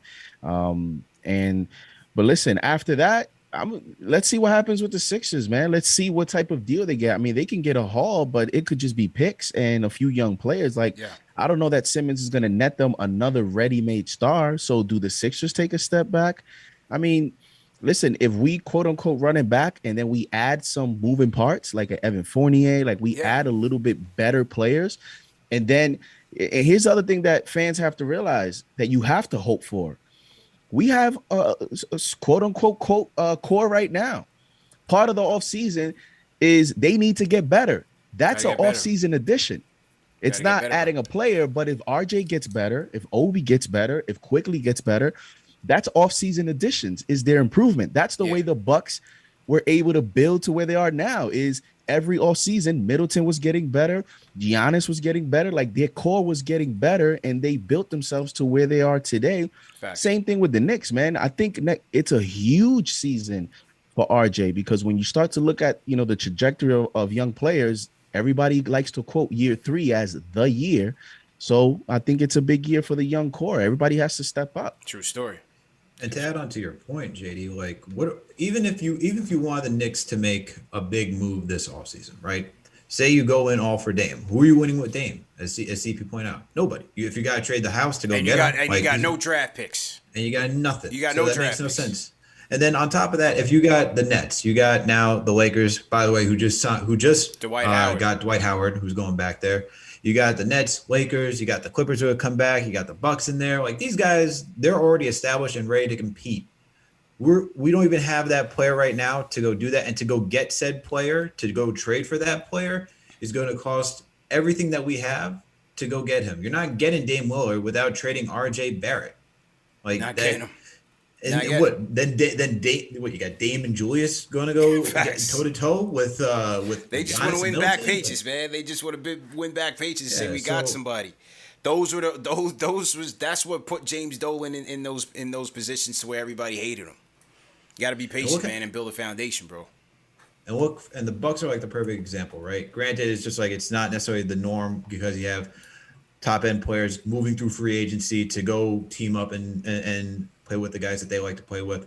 But look how long it took him. He came in at 18? He's 26. Yeah. So we're talking about 8 years? It took him 8 years to finally go win a chip, but slowly every year, sure, he made it to the conference finals, Eastern Conference Finals, lost it to Toronto when you had Kawhi win that season. They come back, they lose to the Miami Heat early on. And then they come back. It takes time. And they win it all. Time. So progress isn't linear. You're going to go up, down. You hope to take major steps along the way. So work with what you got right now. Be flexible, right? If you get Beal, who's going to be a free agent, you're going to have Levine, who's going to be a free agent. You have Levine saying he wants to be paid with, I think it was loyalty was the key term today respect. that I saw. He wants respect from the Bulls. So who knows? If the Bulls don't do well, if Bradley Beal wants out this upcoming season, guys can move. So if they have the money to go get somebody, they can. And they have the assets right now. And usually those the trades, we saw Kevin Durant, those guys, they move through free agency. That's really how you want to get the guys. It's through free agency. You don't want to have to go trade for everybody, unless they're adding. James Harden was the addition. The Bucks made the all-in push to go get Drew Holiday because, look, we need that third guy, a true supporting cast member that can help Giannis, right? For LeBron, it was saying, hey, we got to go in and get the second top 5 best player in the league in Anthony Davis. And they were able to do it with those two. That's when you make that move. That's when you make that trade to say, hey, we're ready right now to do it because we got the guy right here. So we don't have that guy yet unless someone takes a massive leap this offseason or the next couple of years. So you got to be patient. And once again, who are we beating? You see anyone on this team or that we can get right now that's beating the Bucks, beating the Nets if the Nets are all healthy next season? I just don't see it. It's a slow burn, man. Let me hit this reset real quick. Salute to everybody in the chat. Once again, hit that thumbs up button for you boys. A lot of emotions flying around right now. Hey, it's expected, man. That's what makes Knicks fans so great. Remember, the show is available. Remember, the show's presented by Manscaped, fellas. Go to manscaped.com, enter promo code Knicks for 20% off plus free shipping. Also, remember, these shows are available in podcast format as well. So you don't have to stay locked on YouTube. We would love to have you here, but if you got to go on the run, if you got to go on the road, remember, these shows are available in podcast format, all the major podcast platforms on the KnicksFanTV, so you never have to miss it. Some recent events, man. Go catch CP's interview with Spike Lee. It was a great interview, man. We had with Spike Lee from Clyde's Wine and Dine. Got another blockbuster interview getting planned and in the works as well, so make sure you keep it locked. Hit that subscribe button, as Jay from Florida said. And, yeah, man, we'll get to the calls in a second. Definitely want to shout out. We got a lot of super chats that came in, so I want to make sure that we didn't miss it. Shout out Stanley Carnard for the super chat. He says $170 million for Trae Young. I hope he gets some hair implants. So, hey, no doubt. Stanley, appreciate that. Let me see what else came in here. As you said, Dwight Howard went to the Lakers. Let me see what else came in on the super chats. Stanley also sends a super chat. He says, please send Jay to Mark Berman School of Negative Reporting. So Stanley's had enough of that. We got Reese's super chat. Appreciate you, Reese. Abdul, he says, man, oh man, can we please make some moves? Unless we have to suit up, fellas. Let's go, Team Burks. Let's shout out my guy Abdul checking in from San Diego. Who else? Just want to make sure I didn't forget anything from earlier. Who we got? Got you open. Appreciate it. Knicks fan says, if the price went up, okay, a Sexton deal, would you take Kevin Love contract back? It's only 2 years remaining. I don't really want to deal with that. Not really.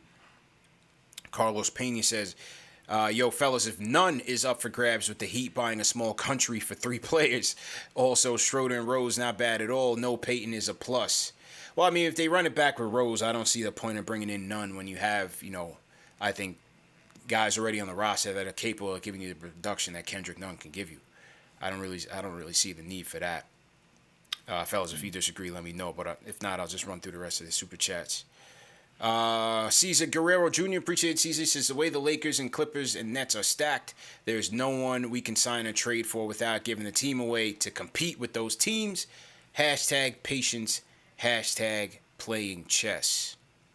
Unlimited boxes. Why do all that moving back in the draft? And we need to build in the draft for a superstar. We traded down. This team Nets is more C players. Well, I think the moving down was because they felt like they could get Grimes further back, and they had him rated in around that range. I do think Trey Mann was a target there. Trey Murphy as well.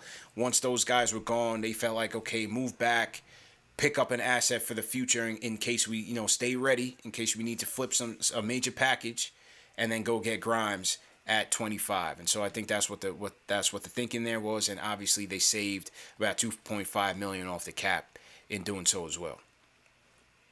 Chris Dominate says, I got that one already. Appreciate you, Chris. Got Paul Quick. Angel de Jesus got that. Chico Hernandez says, I'm listening while driving Frank to JFK. Au revoir, homie. Anyways, I'm good with the moves. Fans are bugging. Patience, and next year we get a big one. Shout out Trap Smoke. He says, Knicks need to just. And that's all he said. $10 super chat. Appreciate that. Danny Thomas says, trade Obi in the Dallas 2023 pick for Sexton, then sign Lowry Markkanen to a deal. Is Markkanen a free agent? Was he a restricted free agent? Markkanen? Yeah, he's a restricted free agent. Interesting.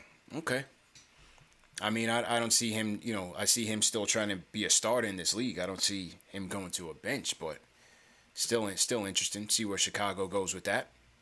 All right, we'll get to the rest of Super Chats in a second. Let's go to Papa Left. Papa Left, what's going on, bro? Yo, how you guys doing? Good, man. What's going on? I'm doing good. Yo, man, I don't even want to get too wrapped up in this free agent class. It's like a really bad XXL freshman class with like Trippie Redd and, Lil Uzi Vert. It's like everybody's getting the bag that shouldn't be getting the bag. Yeah. I'm gonna talk about the two signings before I want to make like the real point of the direction of this team. All right, Nerlens Noel. CP, you talk about paying to play. I think Nerlens Noel is like a pay to enjoy. Like we rewarded him for literally giving us his entire body, and yes, he was at points falling off the floor, and we didn't know if he came back. But I'm pretty sure every time he did go down, he was a warrior and came back. And we're not making the playoffs without him because Mitchell went down and we had nothing behind him. We had to sign Norvell Pell. We brought back Taj, but without Nerlens, we're not going on that 9-game winning streak. And he did end out the year on one leg. So, I mean, if he's healthy and he's playing 20 to 25 minutes, this is why I said don't trade the 19th pick. And, everybody's clamoring about cap space. I saved $1.8 million of cap space. Well, now you got Nerlens Noel for extra money. But, Alec Burks, look at McDermott's deal. You know what I mean? Alec Burks is a steal at $10 million a year. He's a guy that, he won so many games for us down the stretch. He's a shot creator. He's a guy who can help in pitching at the point. So I'm not mad at that deal. The only concern I have right now is what it looks like to me is the Knicks are wrapped up in making a big move, and they're ignoring the development that's, necessary for this roster to either have the assets to acquire that player, whether it be a Dame Lillard, or if you're going to pair Bradley Beal with our young core, is that team going to be good enough because we've just wasted another year of playing vets over developing Obi, developing IQ, developing even RJ. RJ's still younger than all those guys. I mean, no, I disagree with you there, bro. I'll push back on you there, bro, because RJ had a great year. He had a great year. And so if you're talking about breaking news. Hang on, Papa Left, because the Woj bomb is here. Evan Fournier, a 4-year deal, which could be worth as much as $78 million. So Fournier to the Knicks is being finalized, people. 4-year, $78 million. Let me do my math right now, fellas. Let me see. 1 carry to 2, 17. 17. They gave him an extra year. Okay. They gave him an extra year. All right. Well, it would be 19 and a half. No, right? 19. But I did read a report that. Yeah, I'm tripping. 19. Appreciate the math. Yeah. Go ahead. I did read a report that he was holding out for a 4th, but that 4th is likely a team option. Yeah, I hope so. All right. So it could still end up being "quote unquote" a 3-year deal. Yeah, Dave, let's get that up on the IG and confirm the deal. All right, Papa Left, here it is. What's your thoughts, man? Fresh off the press. Fournier and Burks, it seems a little bit redundant to me. I think they play the same role. I did actually call back last year and I compared the two players. I think Fournier can finish a little bit better at the rim, and he's just a more diverse scorer. He can play off the ball much better than Alec Burks. He can space the floor much better. But I think that pretty much rounds out their starting 5. I just wanted to make one more point. I like I don't know if it's confirmed about bringing Derrick Rose back, but one of the issues with Derrick Rose is when he was starting, he had to guard the top point guard on the team, which was the worst case scenario, was Trae Young. And it tired him out, and I think he plays so well against that backup point guard. So if it was against the Hawks, for example, it would be against Sharif Cooper, and Derrick Rose or Lou Williams, and Derrick Rose has an advantage there, I think. Yeah. So I'm looking at the point guard position. Reggie Jackson impressed the hell out of me in terms of his playoff performance. So I think he would be a nice guy to bring in, but I really do think that the Knicks cannot do this Dame or bust approach and not acquire a young point guard in the process, because you're going to look at the way Derrick Rose unload, and I know I'm taking a lot of time, but look at the way Derrick Rose unlocked Obi and IQ last year in the middle of the year. I think I want 45, 48 minutes of that, and I don't know if Vildoza and IQ can necessarily make those guys better in pick and rolls and in the paint. You just made the case for play development, I think we have to be more aggressive. You just made the point for play development, and along what you're saying, I think it's the point that you have to have quality veterans in here to help this team win games and help make these young guys better. And I thought that's what Rose did last year. He helped IQ. I thought RJ took a next step. I want a full 48 of it, though. That's my biggest thing. Is I think Rose is great for that 20 minutes, 8-minute stretches, maybe even put him in at the end of the game. But I want a 48-minute commitment to that. Especially if you're going to dangle out an Obi or an IQ for a Damian Lillard trade without trading RJ. So I think you need a full attack here. I felt like our attack was inconsistent because we were trying to get throwback Rose every night, and then we coupled him with Elfrid Payton, who was giving us nothing. So I think if we can find someone who can push the pace and play spry basketball, I think that would complete the offseason, and I really think we would look at it as a success. But it's still not over. I'm optimistic about it. I think our summer league roster could probably beat the Kings or one of these teams in the NBA. So I like the way we're developing, but I want to see just a little bit more commitment to playing a little faster. And I get nervous that sometimes we give Tibbs too much of the reign of our decision making. So, but other than that, we're a 4-seed team running it back. I'm definitely glad to be here from last year. So appreciate you, bro. Let's go. Appreciate the call, man. My guy Papa left. What's good, bro? It's just confirmed. The fourth year is a team option per Woj. Is a team option. So I do want to give you your props because you reported that it was starting at 18 million and it turned out to be 19.5 for 3 years. Turned out to be 3 guaranteed years. And an extra year. I think that was the holdup. They were working out the parameters of the deal.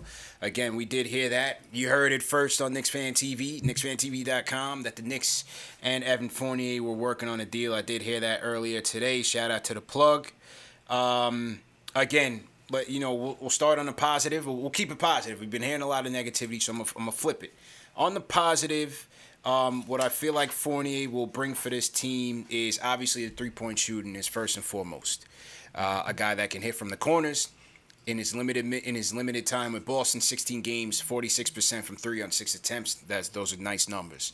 I think he's going to give us a little bit of playmaking, which he can put the ball on the floor, which I think is good. He can also get to the free throw line for you. He's fairly decent at drawing contact, and I think you got to like that as well in terms of having some diversity in your lineup. Where I think he sets us back is going to be interesting to see how this team defends. I think this is the Bullock replacement. Obviously, this is the Bullock replacement. So you're going with Fournier, RJ, Julius, Mitch, and whoever your point guard is. The benefit of having Bullock here was that ideally he would take that toughest cover. So if you're going to bring Rose in here to start, Bullock would have been here to take on, if you're going up against Dame or one of your premier point guards or so on and so forth, to give him a spell. How will Fournier help this team defense? Are we going to take a step back? Can we maintain, or will we take a little bit of a regression? Time will tell. Contract-wise, okay, I hope it can be flipped. You know what I'm saying? I was hoping for 3, 2 plus 1. Now they're giving him 3 plus 1. See what happens for the future. A little bit lengthy for me, but overall, on a 1 to 10 for right now, I think I probably rated a 6, 7 right now in terms of the deal. What do you guys think? It's not bad. I mean, Fournier is 28 years old, so 4 years. We're talking 32. So that you got him for the extent of his prime, as you already pointed out. Good from the corner. He's lethal from downtown. He can get to the rack. Not this season because he was injured this season, but years prior, he's usually in the 60th or highest percentile, finishing around 60% of his shots around the rim. So he can get to the cup very well and finish around there. I think it's a step up in offensive creativity over Bullock because Bullock really couldn't put on the floor take it to the rack or do any of those things. What you got is that, okay, if Bullock's going to be your true 3-and-D guy where he just defends the toughest assignment and just shoots from beyond the arc and maybe sometimes dribble in for a mid-range, Evan Fournier can do a little bit more than that. So offensively, what you're getting is something that you lacked out of Bullock. I think if you need to relax. Breaking news. Yeah, let's break it. Breaking news. Derrick Rose has agreed to a 3-year, $43 million deal to return to the New York Knicks. Wow. The family is here, ladies and gentlemen.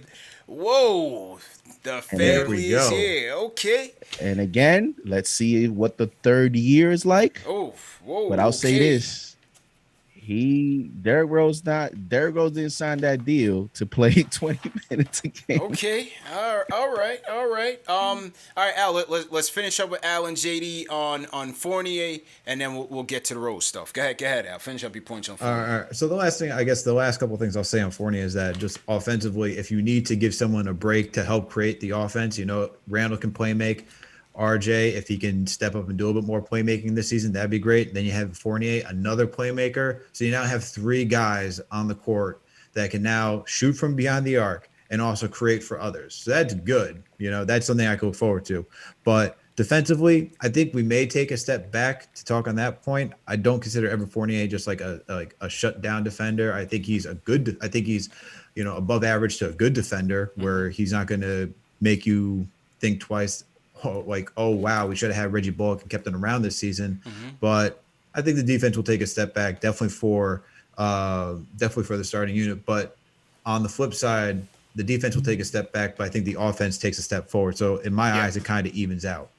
For me, quickly, I think, as I mentioned earlier, the theme for me this offseason, as we start to see how this offseason is shaping up in free agency, is the Knicks are going to have to rely on their young players to develop and get better. And in my estimation, that means that RJ, welcome to the elite league. It's your turn. You have to start taking these defensive assignments. Yeah. You have the physical build. You have the strength. You played well against Kawhi. He gave you a lot of praise. It's time to take a step up. Now is your time to take some of these defensive assignments and get better as a player and, continue to ascend for this franchise and be a corner. Make it difficult on this franchise to even think about ever trading you. So to me, there's a lot of onus on RJ in the perimeter, which doesn't mean that our defense necessarily takes a step back. And as I mentioned, the re-signing of Noel, hopefully Mitch is healthy. You strengthen the paint in order to, help compensate for a potentially weaker perimeter. So that's how I see it. Fournier is a great shooter. 55% from the corner 3 this year, 52% the year before.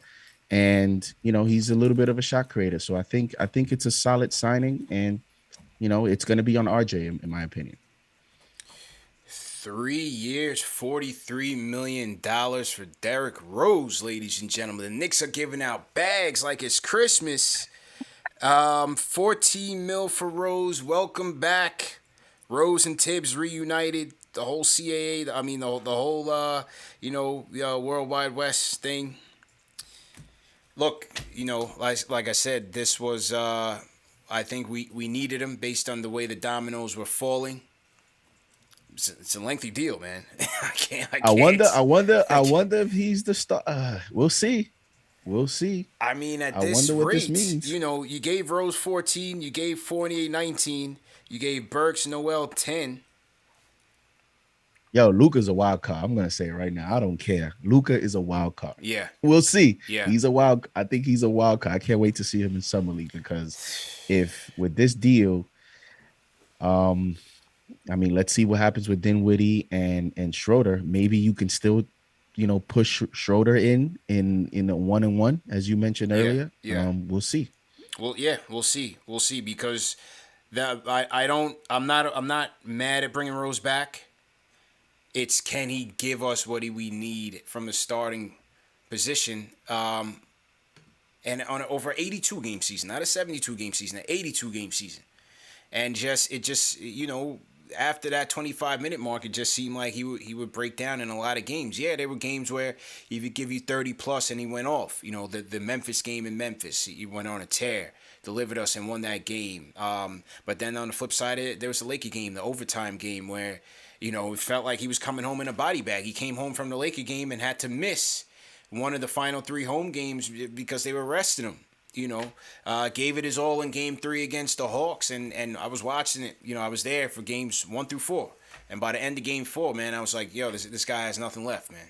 He came limping off on the bench and had nothing left. So my biggest question is, will he start? Yeah, are they done going after point guards? Is Schroeder still in play? What do they feel about Vildoza? We'll see, but I think just based on the way the dominoes felt, you know, bringing back D Rose was a no-brainer. And I don't want Schroeder. I'm just mentioning him as an option. Yeah, no tomatoes, no tomatoes in the chat. You mentioned name Schroeder. Everybody's ready to throw it at you. So. Yeah, no tomatoes, no tomatoes. Man. And I think one of the early storylines, CP, as they start to re-sign a lot of these players is, man, Tibbs is gonna have some pressure next year with his fan base, man, because you're bringing a lot of those veterans back, and I think fans want to see some of these young players get some burn. So I think that's something interesting to see as we see, you know, the offseason unfold. You know, Tibbs is bringing a lot of his guys back. Will that mean that they also, you know, if this rotation is going to stay the same, or some of these young players going to get some opportunities? I need Grimes in that rotation, man. I can't be having Quickly play 12 minutes again. Facts. You know, again, can't be doing that. No. And if you're going to give Obi 11 minutes a game, might as well then look for a move or something. Because how are you even going to increase his value if you don't give him a real legitimate opportunity? All right, so let's take a look at this, right? So let's say the projected lineup right now, you have D Rose, Fournier, RJ, Julius, and Mitch. That starting 5 is nice. I like it. It's a good starting 5, yeah. I like it. Now, off the bench, I got to go IQ. Are we going IQ, Burks, Grimes? Grimes got to get in this mix, bro. Absolutely. I wouldn't be surprised if, honestly, I wouldn't be surprised if they kind of give, well, I wouldn't be surprised if Grimes can actually earn something. I think he's a gamer and he'll just, his natural ability will get him on the court. If this is the roster, okay? If this is the roster, I could see him earning something. Right. That or Luka could potentially like surprise us in summer league because, you know, he's playing all right now in the Olympics. So you could see him getting some minutes too. You can have 2 combo guards working back there with IQ and Vildoza. Where's Vildoza in this mix? It's a toss up, but I could see what you're gonna have. Forget the point guard right now, but it would be like IQ, it'd be Burks, you have Toppin, and then Noel. And so really it's just, are they going to off season's over? We got the team. Yeah. Let's go home. It's early projections, but interesting debates though, man. Yeah, that's why it's gonna be interesting to see what they do, because you know when they came out that draft with McBride and Grimes, now they re-signed Rose. Yeah. You're gonna get a look at Luka here. IQ year 2, you would think he would be projected to get an increased amount of minutes. Mm-hmm. It's a logjam. So that's why it's interesting to see, do they do anything else here, or what do they do? You know, they obviously aren't afraid to go into the season with, you know, cap money available, because they did that last year. So I think Grimes has to get in there. They definitely wanted to draft him. He was a target. And Grimes, IQ, and I continue to say Luka's the wild card. Yeah. Because IQ, I still question whether Thibodeau himself. Now, fans could say one thing and we could say another, but does Thibodeau view IQ as a point guard? And if he doesn't, then you have to find a role for him to be a scorer and a shooter. We need that 3-point shooter, man. IQ has to be in the rotation, 100%. Right. Yep. And if that's the case, and listen, we gave Rose that amount of money. That doesn't necessarily mean that Rose is also going to play 35 minutes. You know, it could just be a gesture from the Knicks. You know, Rose, you could say Rose deserves it, man, that he deserves to get paid. I think somebody else would have given him money. So we could sign him to that contract and you could still manage him at 20 something minutes per game, which leaves another 25, 30 to a rotation of IQ, Luka, and Grimes. Interesting indeed, man. Let me hit the reset, then we're going to hit the phones. Salute to everybody in the chat. Once again, hit that thumbs up button for you boys. If you just now joining us, fellas, we got over 4.2 thousand people watching right now. Let's get those likes up. Hit that thumbs up button for you boys. This is the #1 show for the fans, by the fans. Welcome to the NBA Free Agent Show / Knicks Offseason Central. CP, you see how many we have live? How many? I said 4.2. Yeah. 4.2 thousand on the check-in. Hit that like button for you boys. We're going to get to the phones in a second. I want to hear from everybody, get their thoughts. Just a recap, Knicks are running it back, man. They've re-signed Alec Burks to a 3-year, $30 million deal. They've re-signed Nerlens Noel to a 3-year, $32 million deal. They've re-signed Derrick Rose to a 3-year, $43 million deal. And they've signed Evan Fournier to a 4-year, $78 million deal. So what do you guys think about that in the chat, man? Leave me a thumbs up, thumbs down. What do you like about it? What do you not like about it? Leave us some comments and we'll react to it. And let's get to the phones. Let's get back to the phones. Joe from Yonkers, going back to you. Joe, what's going on? Joe going once? Joe going once? What? I don't know what happened with Joe. What's happening, bro? Alex Caruso, 4 years, $37 million for the Chicago Bulls. Wow. I wonder what Zach LaVine thinks about that right now. Caruso getting bags. Okay, all right. I like Caruso. What? That's what I'm. CP, you see this, CP? That's what I'm saying. If Alex Caruso is getting $37 million, Kelly Olynyk is getting $37 million, and then yet fans want us to give out bags to who? Yeah, these deals. Montrezl Harrell last year, got a decent contract, and look at now. You know what I mean? You got to be careful with going free agent spending. Sometimes it's just more safer to run it back, add a few additions, and player development. Yeah. This reminded me of the Timothy Mozgov $60 million contract. When Rollo was getting the bag, Mozgov got the bag. I think it's that type of offseason, man. Let's get back to the phones here from the people, man. Book from Queens. Book, how you feeling, bro? I'm feeling fantastic. I was doing better before some of these Debbie Downer Knicks fans just coming in here, looking at us. I don't know. We're supposed to get a trade for Michael Jordan in the offseason or something like that. What's supposed to happen, guys? I'm a comic book artist. I'm going to use a comic book reference here. Mm-hmm. This was reverse, Bizarro musical chairs, where everybody who sits down first loses. Because you got these guys paying 40-year-old point guards $120 million. The Chicago Bulls just invested, $130 million into a backcourt of Alex Caruso and Lonzo Ball. Sure did. In order to keep Zach LaVine with the the pick and roll specialist, Sasha Vujic, Nikola Vucevic, yeah. I'm sorry, Nikola. I'm thinking Sasha Vujic. Nikola Vucevic, right? What are these guys doing out here? The Knicks, you guys talked about something that's very important. We're not just being patient. We have appreciating assets, right? We talked about this last time. Almost all of our young guys who got minutes got way better. Not just a little bit better, way better. The only exception is Obi, who had his struggles early on and late looked decent. But RJ had a leap last year and quickly went from the D-plus meme to a guy that I want to see a future, and I mean immediate future, where Emmanuel quickly has the opportunity to show us what he is. We're talking about a late bloomer, late round rookie who was a top 5 rookie last year with no summer league, no real preseason, no real training camp. I want to see a full year of Tibbs and Derrick Rose coaching this kid as at least a primary guard. We're talking about point guards like this is 1985. Guys, Chris Paul's the only point guard in the league, all right? Everybody else is a shoot-first point guard. So at this point, there are no playmaking point guards for us to get that's going to turn us into a championship team. So you have to compromise somewhere. and we have a guy who has that floater, has that three-pointer. At the end of the year, this guy's shooting step backs from 2 feet behind the line. Mm-hmm. Invest in that, and whatever I want their maximum potential by the end of this coming year, so that if we are trading young talent, we're not trading low. You don't trade low. You know what I mean? You don't sell low and buy high.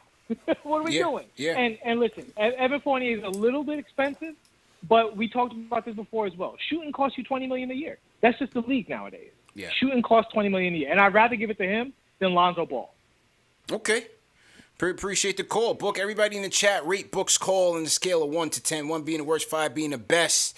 Book, appreciate you, man. What comic books you write for, man? You with Marvel? You doing Spider-Man joints?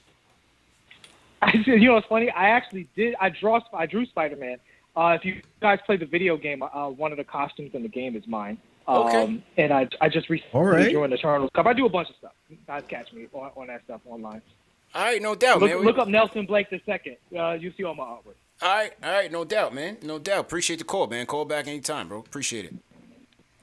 It's Book from Queens. All right, back to the phones. We're going to go rapid fire. We got to hear from the people right now. Knicks are making moves. And Quick thing, CP. Yeah.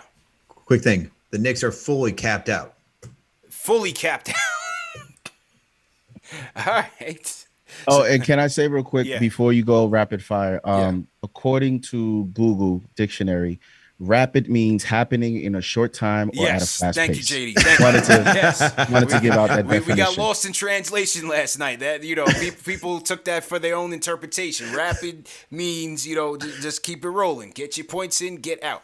All right, but we appreciate everybody for tuning in. Hit that thumbs up button for your boys. Al, how much you got? How much time you got? I can keep going. All right, cool. Let's go to ATL. Dre Blanco, what's good? Yo, what's good, CP? What's good, fam? How you doing? Yo, make it real quick. We gonna have a repeat of last night. Yo, check it.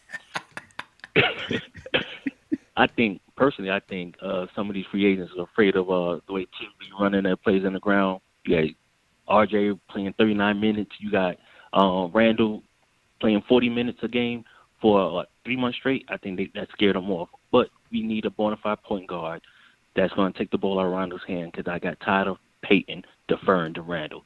We got to play as a team, and everybody get their minutes and bring up our young rookies. That's all I got to say. Have a good one. Appreciate it, man. Appreciate it. So Al, who said that we capped out? Because Bobby Marks, as of 22 minutes ago, said we have about 7 left. So someone asked me on Twitter how much cap space we got back, and Jeremy Cohen, capologist for Knicks Film School, said we are capped out. That was we capped out. Okay, all right, because it seemed like Bobby Marks was saying that we still have the room exception left at 7 I'm sure million. we could, for sure. So if we do have 7 million, but who are you getting for 7 million at this point, and what are you using that 7 million for? I would expect that to be the return of Frank Ntilikina, baby. The return of Frank Ntilikina. That's right. You need a wing defender. You need a wing defender. The French Prince is coming back from Japan and jumping in a brand new Rolls Royce, man. That 7 mil is earmarked for Frank. I'm telling you. We'll see what else is. We'll see what else is going on.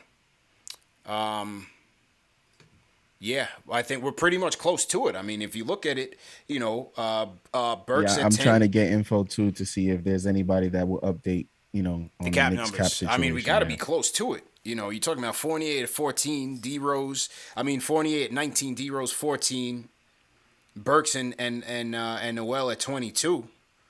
I mean, we pretty much there. Yeah. Okay. All right. We'll see what happens. Let's see what the poll is saying right now on the Fournier trade. Almost 1,000 people are voting. The poll is up in the chat right now. How do you feel about the Fournier trade? 4 years, $78 million. And 59% of the people like the deal so far. All right. So we have some people favorable or high on the Fournier deal. 4 years. All right. Back to the phones. JJ from Brooklyn. JJ, what's going on, bro? What's good, fellas? Yeah, I'm trying to keep it quick. I like the rapid fire, though. It's pretty dope. Yeah, we got to, man. We got a lot of callers. We want to hear from everybody. Go ahead. Rapid fire, yeah. I kind of feel indifferent. I'm kind of like, in a way, I'm like, are we kind of stuck in that forever? Not forever, you know what I mean? Just like that year to year kind of 7, 8 seed. Because like Jay from Florida was saying, I know he's negative. The one thing I gotta give him a knock though for, I know he was saying for about 2 months, whatever you do, don't draft Halliburton. So I gotta give him, that's a big, that's a big miss right there. But I like his cause though. But he's right where I just don't want to be in the middle. You know what I'm saying? Like I think we just right now I feel like we're gonna be in the middle for a bit.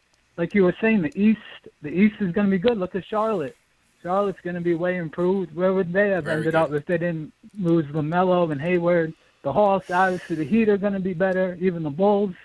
So don't be surprised if we fall from 4 to in the play. And maybe I just hope we got like some good karma because I feel like we're keeping the guys who help turn it around a bit. So hopefully, the gods give us some kind of good luck now because, we're rewarding the guys who help turn this thing around.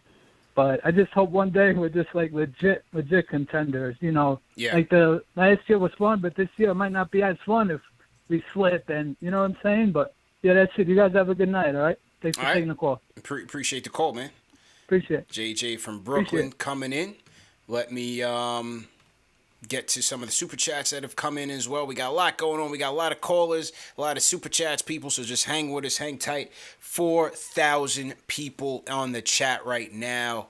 I'm telling you something, man. This is the #1 show for the fans by the fans. Make no mistake.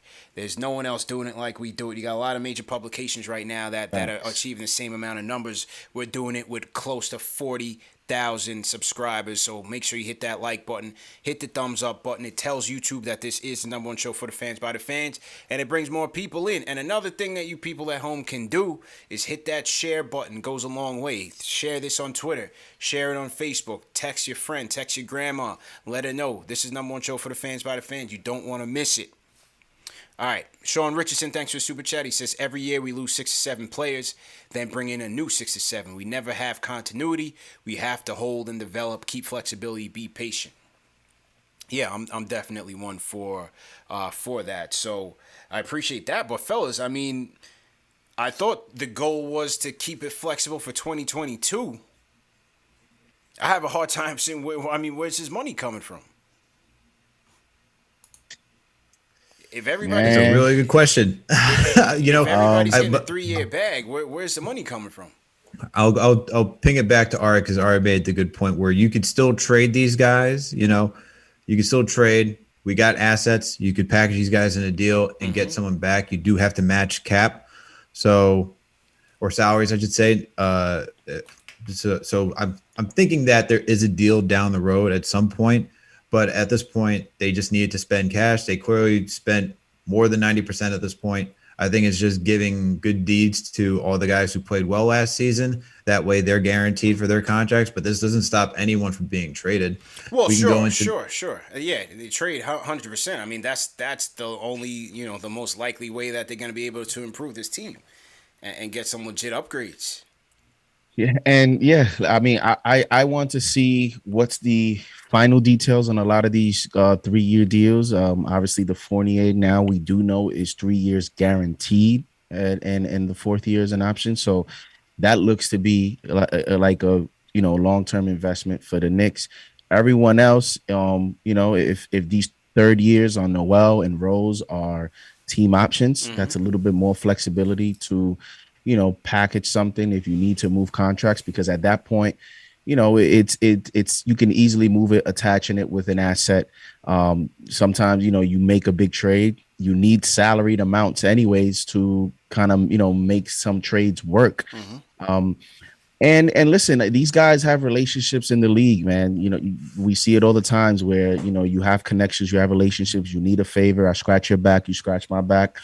And so I'm pretty confident. It's hard for me to believe that this front office is re-signing some of these players to these deals without having some type of outlook or intel on their ability to either flip or make the next move. So, I'm waiting to see the final details, but I'm not discouraged about their ability to make some deals if need be going into the season and then beyond. Yeah. Shout out Ralph Alexander for super chat. Vincent Langella says, Cats drunk off the trusted process juice, and the Sixers missed out on how many top 5 picks and still don't win rings. Give me a 4 seed over Rooks and Wishes. Shout out to Reese. He says, sent a super chat, $20 super chat from Reese.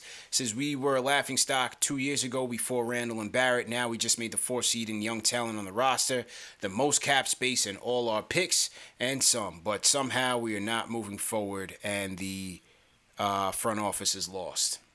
Yeah, I mean, that's how people are going to see it, man. People are always going to be pessimistic, but you know how it goes. All right, back to it. Doesn't look like we have cap space going into next season, so it looks like it's gonna have to be through trades, and it's put up or shut up time for this front office, man. Yeah. At the end of the day, they're gonna have some pressure going into next season. Gonna have to flip it. Gonna have to flip them. Scrooge, what's going on? BK Scrooge, what's going on? What's going on, boss? How you feeling? Hello? Yeah, we here. I'm all right. All right, cool. But I don't like the Fournier deal. Why I don't like the Fournier deal? Because I really want to develop Grimes. I want Grimes to start. To be honest with you, I want him to start. That's gonna take away minutes from Grimes. I think he's gonna be the next, like, either Booker or Allen Houston, but with a little bit better defense. Yeah. Because that's gonna take away. I don't like the fact that they signed Fournier. But everything else is cool. We're developing good. I don't want to keep signing nobody else. Just keep the same core. But I don't like that Fournier deal. It's too much money, first of all, and I want Grimes. I think he's going to be something special. Yeah. I think he's going to be something. He's going to go crazy in the summer league. I'm just telling you. So that's really, I want to make that point. But that's about it, man. Appreciate it, man. Thumbs up thumbs up, man. Everybody hit that follow button, man. For real. Get to 40,000 for sure. Yes, sir. Appreciate it, bro. Appreciate it. All right, David's telling me Vorkunov has the cap update. So let's pull that up. Appreciate that, Dave. Everybody give a thumbs up in the chat. KnicksFanTV Dave. He's working the phones. He's working in social media. He's working everything, man. So appreciate that, Dave. Okay, so we have about $8 million left if they renounce the rights to Reggie Bullock and they cut Vildoza. Bullock is reportedly going to Dallas. Knicks announced Vildoza as part of the roster this afternoon. So he says, I believe all the Knicks have left is their room exception, which is worth about $5 million. They're right at the cap, not over, so they can't use the mid-level exception. So there we go. So wait, so you said, is Luka going to be on the team? He is, but we have 5. We can get up to 8 if they renounce the rights to Bullock, which they will because he's going to Dallas, and they cut Vildoza. If they did that, because remember, Vildoza's only guaranteed 1 year. So once they renounce the rights to Reggie Bullock, I would guess they're getting a little bit more back. And if they were to cut Vildoza, they get $8 million total. Right now, as it stands, they're at $5 million. All right. So salary cap update for Mike Vorkunov of The Athletic. And for $5 million, I mean, JaVale McGee just signed a $5 million 1-year deal with the Suns, and Corey Joseph signed 2 years, $10 million with the Pistons. So, Knicks fans, if it's $5 million, those are the type of players you're looking at this point in the free agent market. Yeah. Okay. All right. Interesting indeed, man. Salute to everybody in the chat. Once again, hit that thumbs up button for you boys. Another super chat is coming. I want to shout out Pedro Serreo. I need my glasses. Sends a Brazilian super chat. What's the currency in Brazil? Rupees is India. What's the currency in Brazil, man? Shout out to Pedro. He says, hey, man, in your opinion, could this Noel signing not be a sign and trade situation? Noel has some value after last season, maybe for Dame. Brazilian fan. He says, sorry if anything's bad with my English. No, all good, man. All good, Pedro. I don't know if he's talking about maybe for Nurkic. I'm not sure. Right now, I think they're just rewarding Noel for anchoring the defense when Mitch was out. But I think it's his deal, to me, is the most puzzling of the bunch because he's a backup. He's a backup. And so I felt like they should have invested a little bit less there. I didn't see the Noel deal coming at $12 million a year for 3 years. I didn't see that. I mean, this also tells me what they thought about the free agent, market, like the players that were available, that they went this route to invest this much into their own. Yeah. Tells me, I mean, they were the number one team going into the offseason with the most cap space by a lot. And so for them to take this route tells me what their evaluations told them about the rest of the players.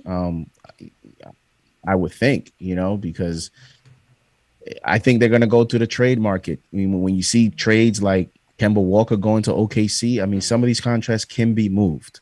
It can be moved. Salute to everybody in the chat. Once again, hit that thumbs up button for you boys. Back to the phones we go. Say what the people got to say, man. You know what? We got the Discord is on fire. Let's go to the Discord. His name is Shiki the Golden Lion on the Discord. Shiki, what's going on? Shiki, you're on with the Discord. You got to unmute your mic. All right, Shiki going once. They're just flitted with excitement here. All right, Shiki. You're going to have to call back, man. Dave, we'll check back in on Shiki. Back to the phones. We're going Uptown Harlem World. Daquan, what's going on?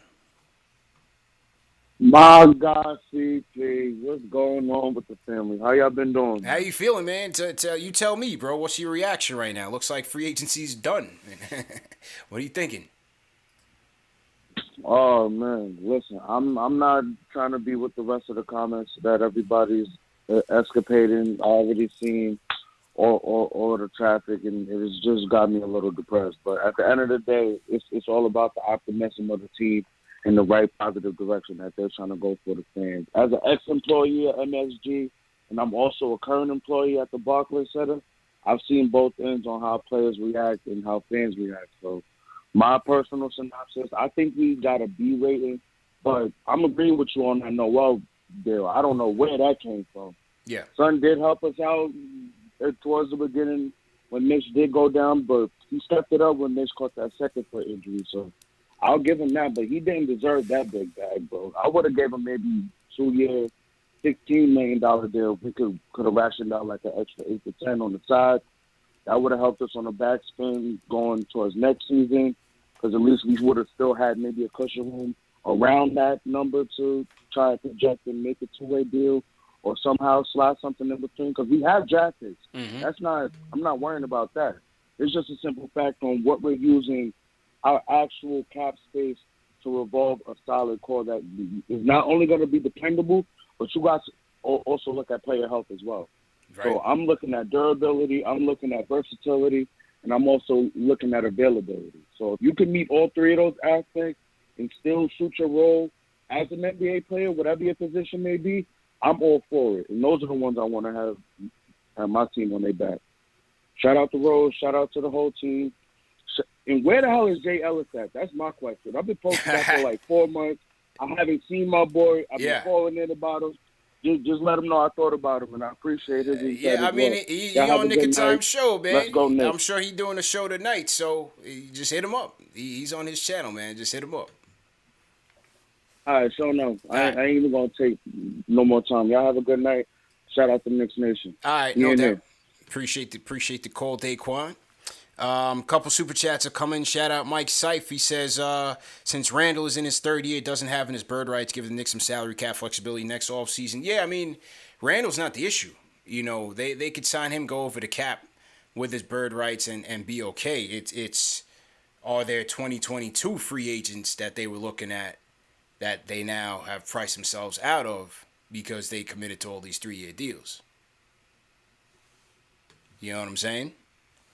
Re-signing Randall to the max, that's okay, but it's the rest that you know they may not have cap space for. So we'll see what happens there. Big Surge sends a super chat. He says Leon is repaying our reputation, rewarding our guys who earned it. That's a good look for us around the league.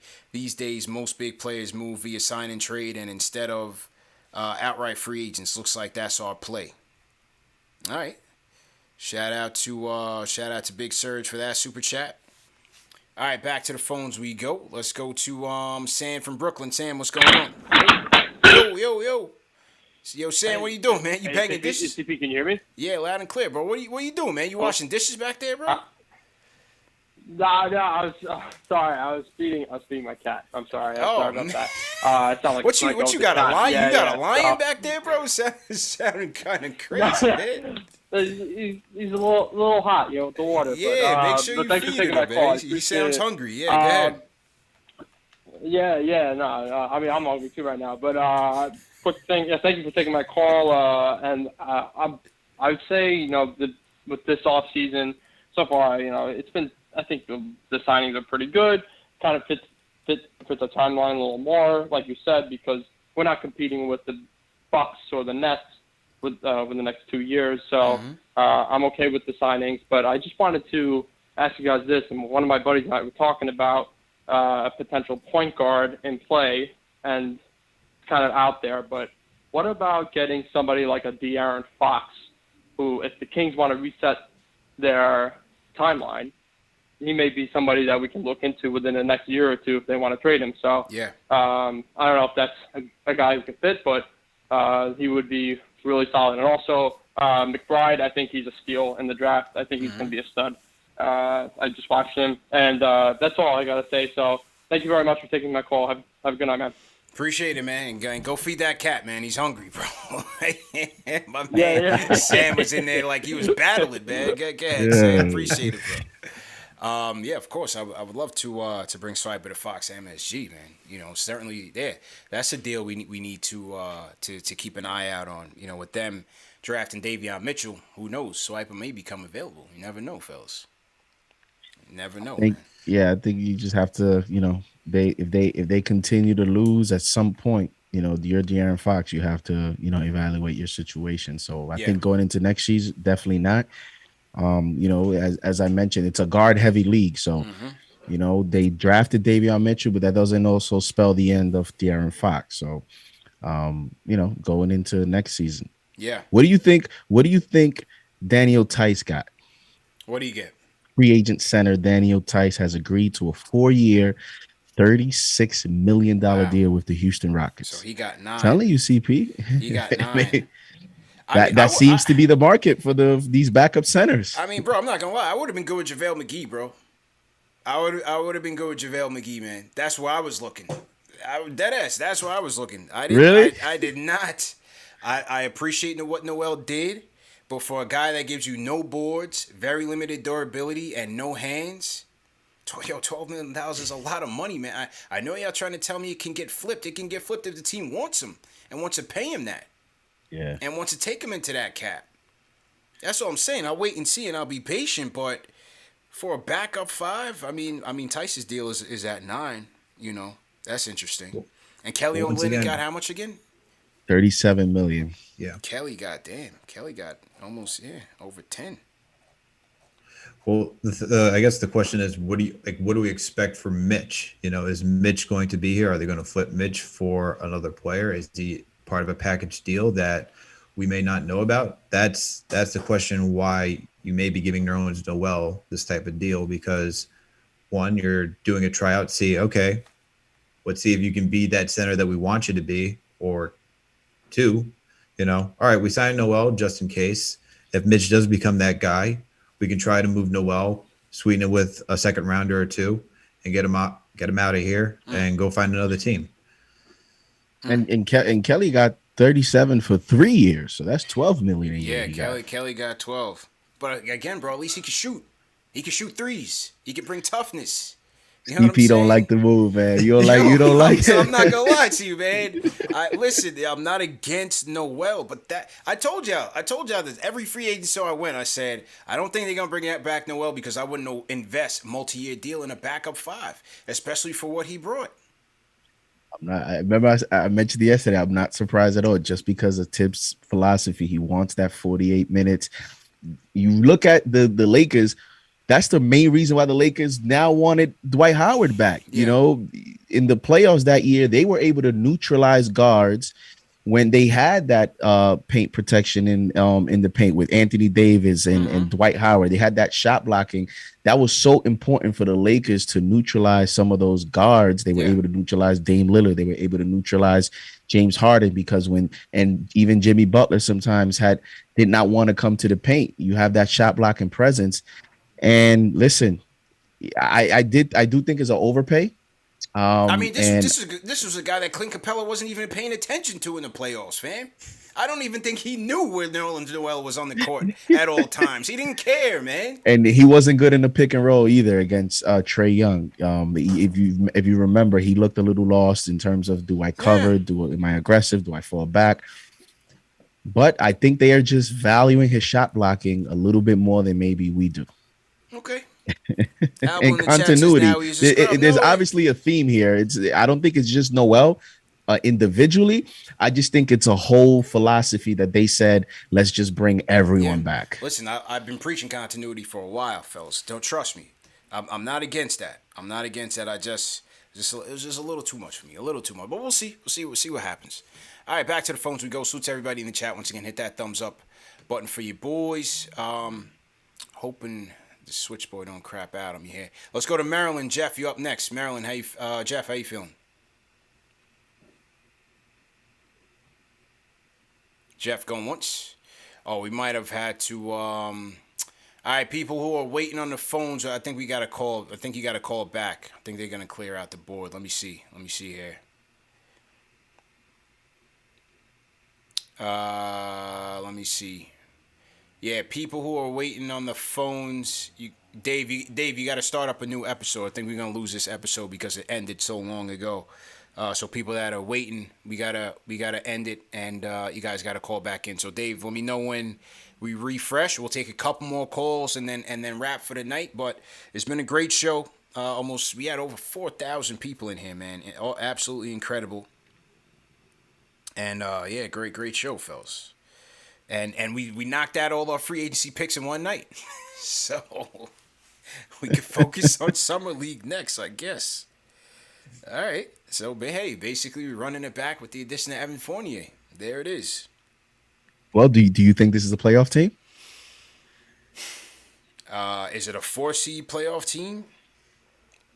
I don't see it as a 4-seed. I think they're going to take a step back. I think if anything, we're to see. I'm going to take a step further down. I'm probably going to say somewhere between 6. I think it's back to playing. You think playing now? Wow. I think it's back to play. Honestly, who knows, man? Because I didn't even think this team was going to make the playoffs last year. Much less be a 4-seed. So who knows? I think they'll be competitive for sure. Everybody wants to say, don't give up RJ. I don't want to give up IQ. Yeah. Well, you don't want to give them up. They have to get better. And to me, the roster's a little bit, I guess, better. You added Fournier. These draft picks are Tom Thibodeau players. Yeah. Like, you would think on philosophy that the roster is slightly better. I don't think it equates to a 4th seed just because the NBA is coming back. Fans are coming back. Right. You would think that with a normal offseason, you won't see the injuries and amount of injuries that you saw this season. Yeah. It could be a funny situation where the roster is a little slightly better, but the record doesn't reflect that. Right. An 82-game season. Health is a big thing, Again, Rose's durability. Burks missed time last year. Fournier missed time last year. Well, Mitch missed time last year. Noel was always on the brink. So health is going to be very important for this team over an 82-game season. I think 6. But remember, the playing starts at 7. So even saying the playing is not a stretch. No, it's not a stretch that they could be in the play-in this season. I guess it depends on, let's see, if we're going to do a quick run, we got Bucks, Nets, Sixers, Hawks. I'm guessing those are your top 4 teams. Then you got Miami's going to be in there, right? That's 5. Charlotte's going to be good. Charlotte should be good, but that's not a guarantee. See what the Pacers do on the Carlisle. Who knows? You got to see. Yeah, you got to see what the Pacers do. Knicks. I think that if you're talking about in between, you're going to have Pacers, Knicks. I think they're on the top of being in between. You got the Celtics. The Heat. Who are in between right now. Man, I don't believe in the Celtics. Did we see the Heat? Did we say the Heat? Yeah, I put the Heat. I put the Heat up. That's 5 with the Heat. Yeah. But then after 5, it's wide open. That's what I said. 6. So like you got Wizards. So you got Knicks, Wizards, Pacers, Hornets. Wizards ain't making no noise, man. Celtics. These are the rest of the teams we're talking about. Like Orlando's not. Come on, Orlando's not going to do anything unless they somehow magically all pull it all together. I don't see that happening. Yeah. The Knicks gonna be right there, man. Like it's not that far out to say the team takes a step back because other teams are going to be healthy, taking another step forward. But if they're as long as they're competing, like that's still progress. Once again, what were we expecting this offseason? Championship? True. Like, were you expecting to go out there and get Kawhi Leonard this offseason? True. Were you expecting like Worldwide West to somehow like conjure up some magical like fairy tale? We got a championship contender after one season going to the 4 seed. No, like I wasn't expecting Still that. Progress, man. Still progress. Yeah. The key things, as JD said earlier, continue to see our young players ascend. Exactly. We got some glimpses from RJ. Not glimpses. We had a great season from RJ. We had glimpses from IQ, rookie year. He got some meaningful minutes off the bench. We'll see what happens with the Obi dynamic. Still a concern. I want to see Quentin Grimes, man. I want to see Quentin Grimes. Do not bury Quentin Grimes in this rotation, Tibbs. We'll see what happens with Vildoza. And this is it, man. This is it. So that rotation that we were playing with, that's it, man. More or less. That's what we looking at, bro. Knicks Fan TV is gonna be on fire in summer. It's gonna be on fire. Come Summer League, baby. Summer League is gonna be a must watch. August 8th. Make no mistake. The other teams I'll mention in the East, like think about the Pistons, Cavs, and the Bulls. So maybe the Bulls are going to be up there with the Knicks, as in like that middling competitive team. You know, I will get the Knicks, Bulls, Pacers, Hornets. Mm-hmm. Not enough with the Bulls. Not enough. Yeah. They're gonna regret that. I see them as that middling team where you're talking about. All right, here's between 6 to like 8. I like Lonzo and Caruso. I like what they bring to their defense. Yo, Vucevic is nice. You bring Vucevic another year back with LaVine. Don't sleep on the Bulls, man. Don't sleep on the Bulls. You know what I mean? Hey, I'm putting my faith. They were close with just LaVine and Vooch. Like if LaVine doesn't go out with COVID protocol, I think they're in the play-in. I'm putting my faith in this young core. And I'm putting a lot on RJ's plate. It's time. Let's do it. Shout out my guy Jay Cal in the chat. Jason Calcana sends a super chat. He says Tibbs believes in the existing squad that they'll be 10% better this year and that Fournier Mitch get us a couple extra wins. Also, great contracts we can flip for Dame, right? Great show, CP. Appreciate you, Jay Cal, checking in from the Bay Area. I think that's the hope right now, man. It's when will this flip happen? And do we have enough assets? Combine that with the draft picks that we have in the war chest. And can we get all that off without trading RJ? That's the name of the game for me right now. Somebody in the chat says we sound hurt and disappointed. I mean, look, man. If you want to take the positive, it's continuity for once. Yeah. You know, guys just know who they're all playing with. That's the good part. Like, a little bit more offensive playmaking in my eyes with Evan Fournier on the court instead of Reggie Bullock. Not saying this team's going to be a championship contender, but it'll be interesting. I think it'll still be fun to watch. Sure. But once again, like the question is like Nerlens Noel, everyone's contracts. That's where this all like as of right now, we're just sitting in this limbo of just what are all these contracts mean? Is this just like good? Everyone's just like in our good graces because they did a good job for us after one season, or is there a longer plan that we're just not privy to, and that's coming down later down the road? Maybe during the season, maybe in the next couple of days, maybe by the trade deadline, or is it next season? You know? Okay. Let me start the phones up real quick. Hang on one second, fellas. Salute to. Hang on. Let me close this out. And start it back up. So to everybody in the chat, once again, hit that thumbs up button for you boys. Still hanging tight, 3.5 thousand people on the check-in. If you guys are new in the chat, leave us a hashtag new, and we'll shout you guys out, man. For a lot of you guys, we welcome everybody to the show. For some of the OGs, if you're an OG, if you're a vet on Knicks Fan TV, if Knicks Fan TV is your go-to for Knicks content, throw a hashtag vet in the chat, and we'll shout you out as well, man. Just restarting the phones. Shout out Knicks Fan TV Dave. Shout out TM, all the mods who's been rocking with us, man. 3 hours going strong. Getting the phones ready to go. Shout out Omar Matarfi. It's team hashtag new. Justin Rivas, welcome to the show, man. All right, fellas, back to the phones we go. Let's go rapid fire with the calls, man. What do you guys think about free agency? It's pretty much done, man. Ice Water, what's going on? Hey, what's going on? What's going on? How you feeling? I'm all right. Hey, listen, I like the Evan Fournier deal. I wanted Fournier I was hoping the Knicks could have got him at the trade deadline. Yeah. And I like it. Evan Fournier always killed us when when the Magic played us. That's a fact. I like they got back Burks. I've always liked Burks since he was in Utah. I thought he was a really good player. I'm glad he got. I like the fact that they brought back the core. Mm-hmm. Just as long as they're not bringing back the Toast Brothers, I'm good.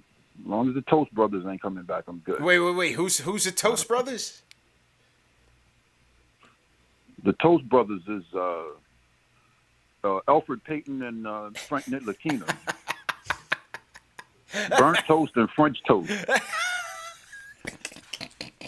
That's the Toast Brothers. As long as those dudes ain't coming back, I'm good. Appreciate the call, Reg. Appreciate the call. Rate that call in the chat for 1 to 5, man. Reg in the chat. Hey, Reg kept it simple, man. As long as the Toast Brothers ain't here. Salute to Reg, man. Aaron from Florida. Aaron, what's going on? Hey, what's up, guys? How's it going? Good, man. How you doing? Yeah, not too bad. Pretty interesting free agency so far. Mm-hmm. Boarding all of our guys, basically flipping Bullock for Fournier, essentially. Mm-hmm. Gave Derrick Rose the bag. Fun, man. Okay. All right. Appreciate the call, man. That was quick. So Aaron's in it. Juan from New York. Juan, what's going on, bro? Hey, what's going on, man? How you feeling, Juan? Good. I just want to say I'm a fan of the show, and I'm excited, man. The Knicks made some great moves. Fournier definitely steps in for Bullock, and he's a 20-point scorer per game, close to that. He's like a poor man's Klay Thompson. And I love the starting lineup, man. If you're starting D. Rose with Fournier, you got RJ, Randall, and Robinson. If Robinson can stay healthy, man, the Knicks are definitely going to be a top 4 seed again, man. And you got Grimes and McBride. The Knicks, I don't know why, a lot of fans are upset, but definitely got to be excited. I like the moves, man. Okay. Some optimism from Juan. Okay. Appreciate that. All right. We're falling in line with the rapid fire, JD. Jeff from Maryland. Jeff, what's going on? Hey, man, how you guys doing? Good, man. How you doing, Jeff? Good. Yeah, I just wanted to say I love this Evan Fournier, this signing because, in the playoffs, Trae Young was just chilling on Reggie Bullock that whole series, not having to do anything but just run around the 3-point line. So that's automatically +5 wins. Letting Alfred Payton go, that's another +5 wins, honestly. Although we didn't do much, I love the fact that we're running it back and just kind of betting on our young guys and developing quickly and having giving bigger responsibility to RJ because we can't baby him forever. He's got to be the face of the team. Thanks, guys. Appreciate it, man. Rapid fire. I'm loving this, man. I could go eat some dinner in a little while, fellas. Okay, here we go. Who else? See Bullock there?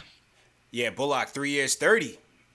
So you were curious to see. You got the same amount as Burks. Yeah.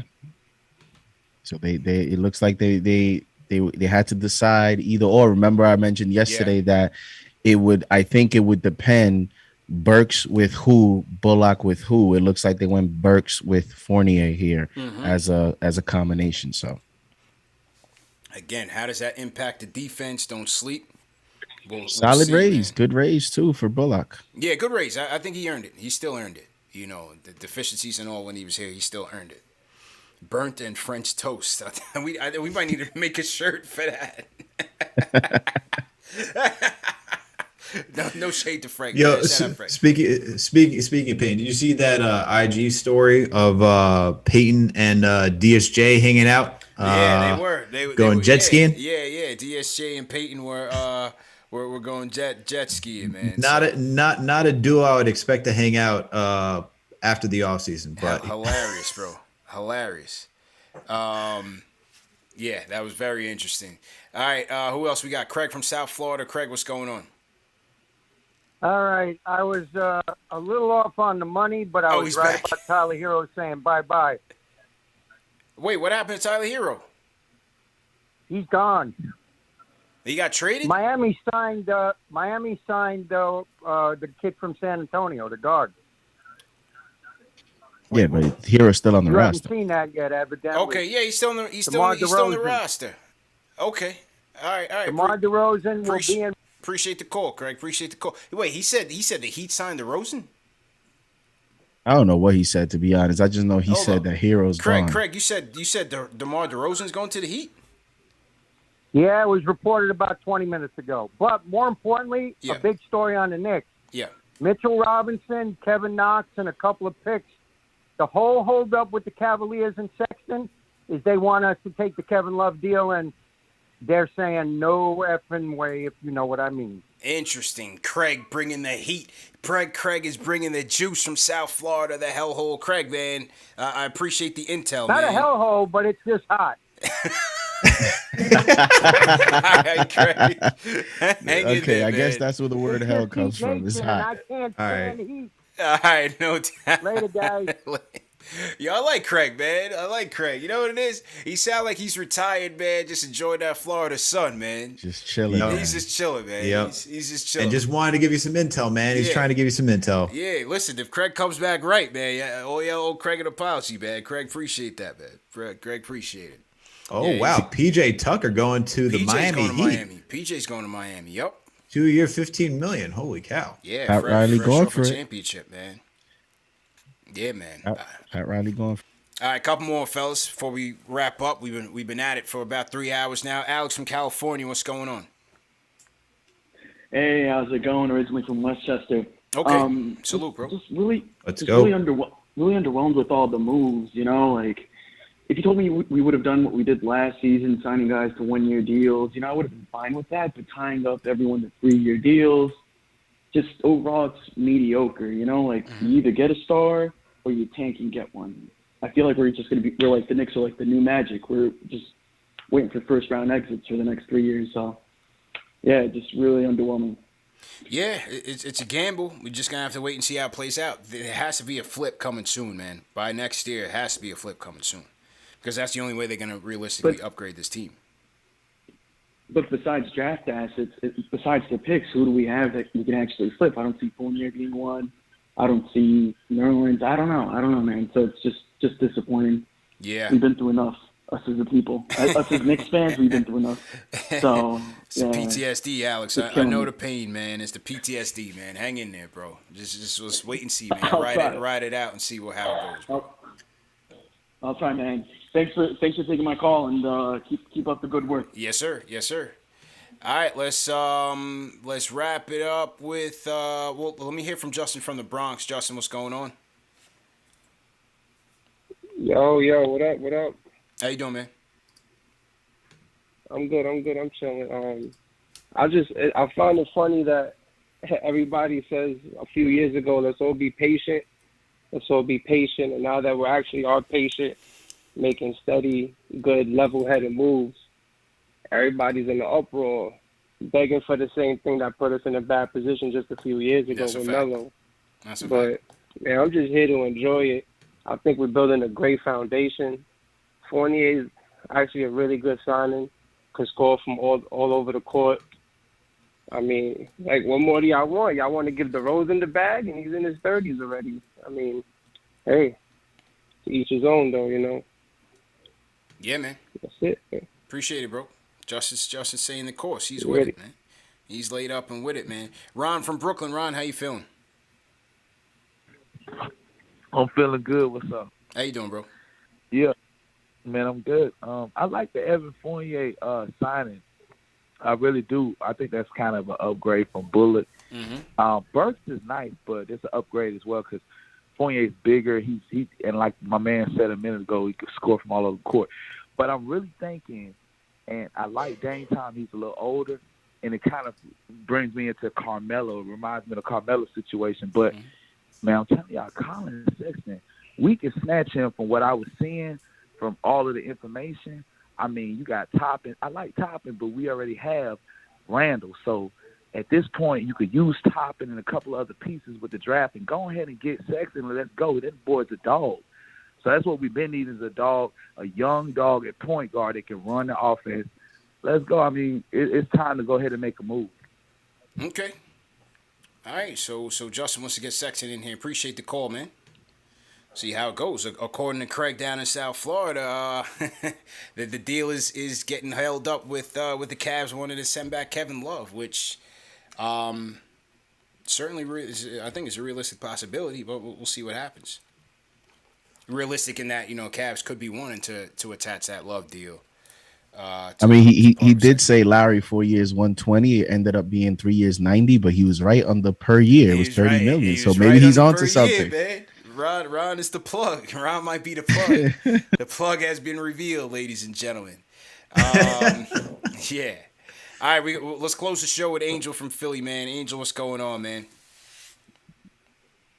Yo, salute. What's good, everyone? CP, I ain't gonna lie, bro. You look sharp earlier with that suit on, bro. I might have to get me one of those. So I gotta definitely gotta show some love. And then my queen was on us. I was smiling. But Alex was good, bro. JD was good, yo. Hey, listen, man. For years, we always, had bad contracts, and when you look at all the contracts that we have, I know I was a little surprised with the Noel deal. I didn't think they were going to give him, what is it, $10.5 million per year. 12. But all these contracts are movable. 10. When you look at the free agency next year, obviously, these players aren't going to want to take discount, So when you sign these max players next year in free agency, you're going to have money that you can move also. So when I look at these contracts, it doesn't really scare me that much because we can always move it later on down the line. But I like the fact that we brought the same team. Now, with this free agency, what it tells me is the front office, they really believe in these coaches and the development of these players. So I think it is really crucial that we, develop these players because even if we can make a trade, for like, let's say your Dame, Portland ain't going to say, oh, my God, give me Obi, give me Kevin Knox. You got to develop these players. So that's why I think it's really crucial that, Tom Tibbs, he plays these young guys because, when it comes to making a trade for these superstar players, if it happens, we got to show them like, hey, we do got talent that we can trade also. Because right now, no matter what superstar you look at, ain't none of these teams going to say, oh, well, we want Kevin Knox plus the draft pick, so we definitely gotta, build everything. But hey, listen, man, when it comes to the point guard, I was gonna ask you guys this question. Now that we resigned Rose, because I thought that was really big, would you rather just keep Rose on the bench and put in Alec Burks maybe to play the point guard? No. I just don't know. No, Burks. We're not going through that again. No, Burks is like in baseball when they bring in, the left fielder to pitch for you. You know what I'm saying? This is like last case scenario, when you just have nothing left. And yeah, at times he could come in and get the job done and fill in for a spot, but you don't want to start with Alec Burks. He's not a point guard. You want the ball out of his hands because you want him shooting. And yeah, getting you some ball creation as a secondary scorer, but you don't want the ball in his hands to be the primary engine for you. That's right now. That's going to be D Rose. We'll see what Vildoza brings at the next level. Maybe Miles McBride, surprises people. We'll see what happens with Quickly, But as Schwinny said, shout out my guy Schwinny on the Strickland. This is ideally what I was thinking here. Most likely free agency is going to be an unlikely avenue in the near future for this team, man. With the way we are, we just gave out these 3-year deals. It was reported, Ian had said for a while that they were going to keep things flexible for 2022. Well, that's out the window right now. Repeat, who is the way the roster is right now? Mm-hmm. Who would you say on skill set is the one pure point guard that we might have? Rose. Think Rose is a pure point guard? I mean, Luka. Yes, wild card. Yes, but I'm not relying on Vildoza, man. And in the realm of pure point guard, you still need that off-ball threat. You still need that scorer. You know, that's what I like about D Rose. Yeah, if he was 10 years younger, we'd be even better. But even as it looks right now, it looks like it's going to be by committee and using Fournier to do some playmaking. Fournier too. Julius, obviously, Julius is going to have be tasked with that as he was last year, and he did well with it. So it's going to be by committee, man. Rose, Fournier, RJ, Vildoza, Julius. We'll see. We'll see how it works. Again, I'm curious to see defensively where we end up with this Fournier thing. Justin Archer said we forgot McBride. No, I just mentioned McBride. Maybe he surprises some people. We'll see. We'll see, man. All right, fellas. Yo, great show, man. 3 hours, over 3,000 people, man. We never dipped below 3,000, man. It was an absolutely sensational show. Great job to all the callers. Great job to all the mods, everybody that tuned in. Before we leave, I'm gonna get to the super chats, man. We had so many super chats. It's hard to just run them off. You know, obviously we like to prioritize the super chats, but we can't just make it a super chat show. You know, we gotta mix it up with our takes. It takes from the callers, and then also respect to the super chats of people that keep the lights on, keep the show running, keep the show intact, and we definitely appreciate everybody that donates to the show, whether it's a super chat or Cash App or PayPal, things of that nature. So thanks again for everybody for supporting us. And yeah, man, it's not over. Off season continues, even though Knicks free agency looks like it's basically done right now. Still got a lot to talk about. Rotations, lineups, optimal lineups. That's gonna be fun this year, CP. It's gonna be fun. Summer League, it's gonna be a lot on the table, man. So you definitely because there's no more Peyton here, where you're like Peyton's gonna be the starter. Nah. I think it's a little bit wide open this year. You think? I think it's Rose's job, man. Tibbs ain't putting Rose on the bench to start off, bro. No chance. No chance. You're right. No chance. Nobody say you got to take it from him. He's the guy, and rightfully so. The rotation will be a discussion, though.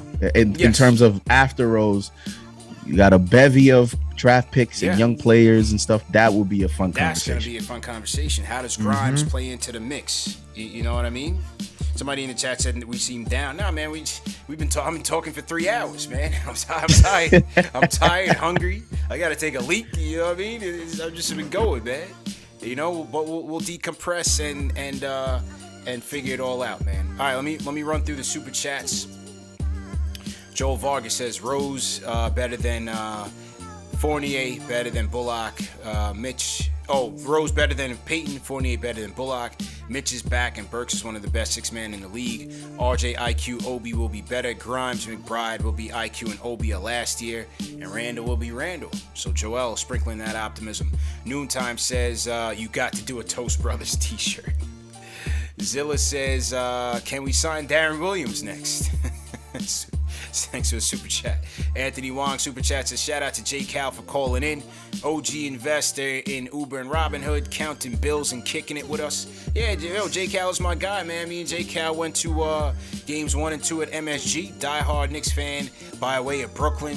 Out there in the Bay Area holding it down. Make sure you guys check out his podcast, man. This Week in Startups. It's my go-to podcast. Also, the All In podcast. So definitely check out J Cal and his podcast on YouTube and all major podcast platforms as well. Wayne Higgs says, y'all said last year, and I think we upgraded the bench and upgrade in the backcourt. Cassius Clay super chat says, here comes a 3-year purgatory of first round / play-in exits. All right. Gartrell Davis says, do you think the front-loaded Noel contract for the first year is manageable in the next 2? Time will tell. That's my concern, but time will tell. Tatum757 says, where's our rebounding going to come from? That's my question. So hopefully, Mitch stays durable, and Julius is going to have to do some. Obi as well. See what happens. Maybe that room exception is to bring Taj back. Bring back everybody, man.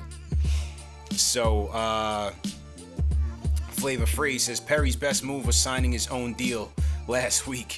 We missed out on Jared Butler at 34 in the draft, and Sexton tonight. Riley putting on a clinic. Well, no, I wouldn't say we're totally out of the Sexton thing, and Sexton's going to be a trade anyway. Michael Rubin says, I feel like we just butchered everything we worked for. As you said, 2022 is screwed now. What the hell, man? Give me a reason that this is smart. Any positive? Wait and see what they flip all these people for. Because that's the only way it's going to happen. You got to hope and see. I guess you got to wait and see if they can flip some of these with some draft picks for Dame.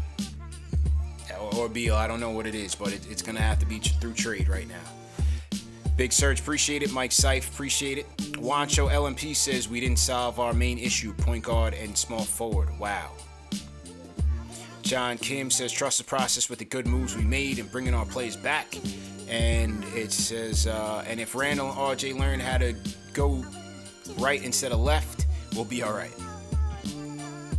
Greg Films up, $15 super chat. Thank you, Greg.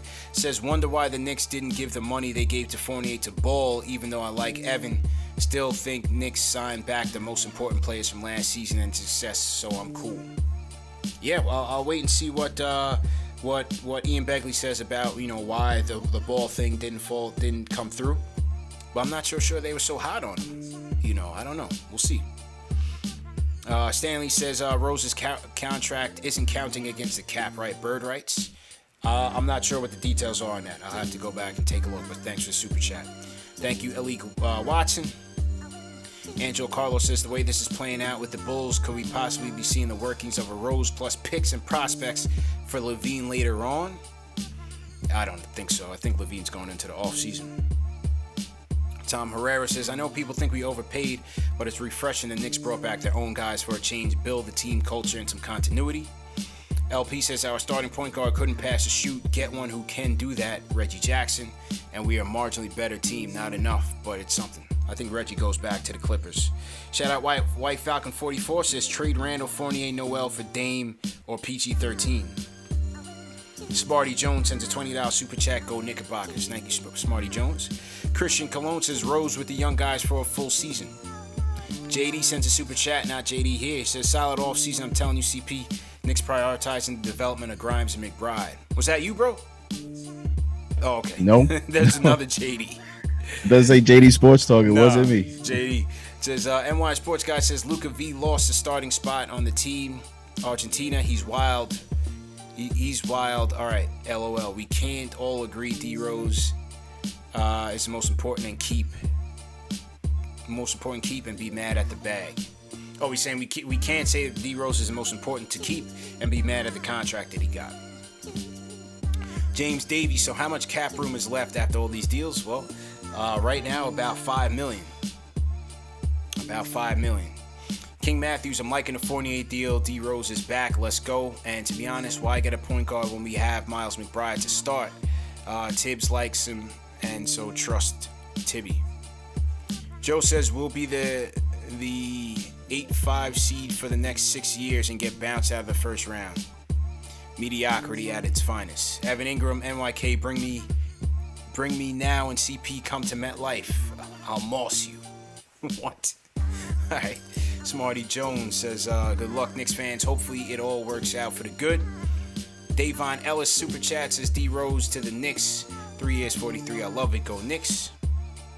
NY Sports Guy, all these 3-and-D contracts signed and all other positions. Tell me the starting point guard could be Deuce McBride or Luka Vildoza. He balls in Summer League. Jay from East New York, Fournier deal done now. Go get a point guard that can run the offense. We got to stop being crybabies. Knicks fans, relax. We're doing good so far. Paul Robinson says, imagine seeing Reggie Jackson and Bobby Smurda taking a picture courtside after a Knicks win. Go get Reggie. Lloyd Barker Jr. says, CP, since I'm in Cali, I'll be hitting Vegas for Summer League. Are you going? Yes, I'll be there. What's good, JD and Vanilla CP?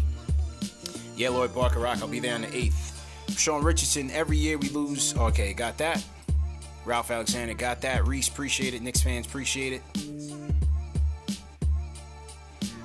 Okay. Chip, shout out Chip Murphy, KnicksFanTV.com says, what's up, boys? Noel contract is terrible and makes me think they're going to trade Mitch. But give me Rose and Fournier, and this is still a good day. Christian Cologne, the key to the Knicks is to keep getting marginally better. They want to keep the team decent until free agents are available. Nets caught KD in the AC. All right, got Danny Thomas, got Chico Fernandez. I think I got everybody, man. If I didn't get to your super chat, no disrespect, appreciate it. A lot that came in. I think I got everything.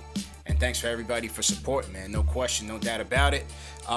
Definitely we'll be back on before I head out to Summer League to capture some more reactions. I know there's some phone calls that we didn't get through, so we'll table this for tonight and get to part 2 later on this week. Maybe we'll come back on Wednesday. And we'll get CK on, get his thoughts on how CK and see how free agency transpired. You know, shout out CK, you couldn't make it tonight, but we appreciate him. All right, fellas. Al, go ahead and sign out, man. Let the people know where they can find you, bro. Salute to Knicks Nation. Salute to all the mods and the hard work for today. JD, CP, always good talking Knicks with you guys. Really appreciate it. For everyone out there, you know where to find me. You can go to KnicksFanTV.com. You can also find me over at Hoots Habit, part of the Fanside Network. You can also check out the podcast, Knicks, Jets, etc. on all streaming platforms. Thank you once again, Knicks Nation. Yes, sir, JD. Great show. Shout out to the chat, man. This was an amazing show. We had over 4,200, over 3,000 strong throughout. Crazy, man. The passion that you guys have is amazing. Shout out to CP. Had a big day today at SNY. Worked hard all day, throwing out content, throwing out a breaking news video. Yes, sir. CP, I know you hungry, man. I know you dying to get something to eat. I'm starving right now, man. I'm starving, man. But salute to you, man. You work tremendously hard for the community, man. So appreciate you. Let's get it, man. On to the next show and JD Sports Talk NY on Twitter. And that's basically it, man. Thank you for having me. Great job as usual, fellas. Great job. And great job to everybody that tuned in and rocked with us, man. If you stayed with us for all 3 hours, man, throw a #3 in the chat, man, because I got to salute everybody for rocking with us. As JD said, I was on SNY with Ian Begley earlier for our free agency show. We'll have a free agency wrap-up, I believe, sometime next week as well. Again, we'll be back on for part 2 of free agency to get some more of your reactions, but free agency is pretty much done. So what do you think? Derrick Rose returning, Alec Burks, Nerlens Noel, and the +1. We've swapped out Reggie Bullock for Evan Fournier. So what do you guys think about now and the future for the New York Knicks? Leave a comment in the chat. Remember, this show is available in audio podcast format, Spotify, Apple Podcasts, Google Podcasts, all the major ones on the Knicks Fan TV.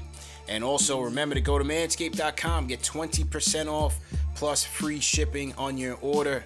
The Lawnmower 4.0, fellas, trust and believe. This is the go-to #1 men's grooming tool below the waist. And we'll see you guys later this week, man. CP the franchise, I'm out of here. Great job.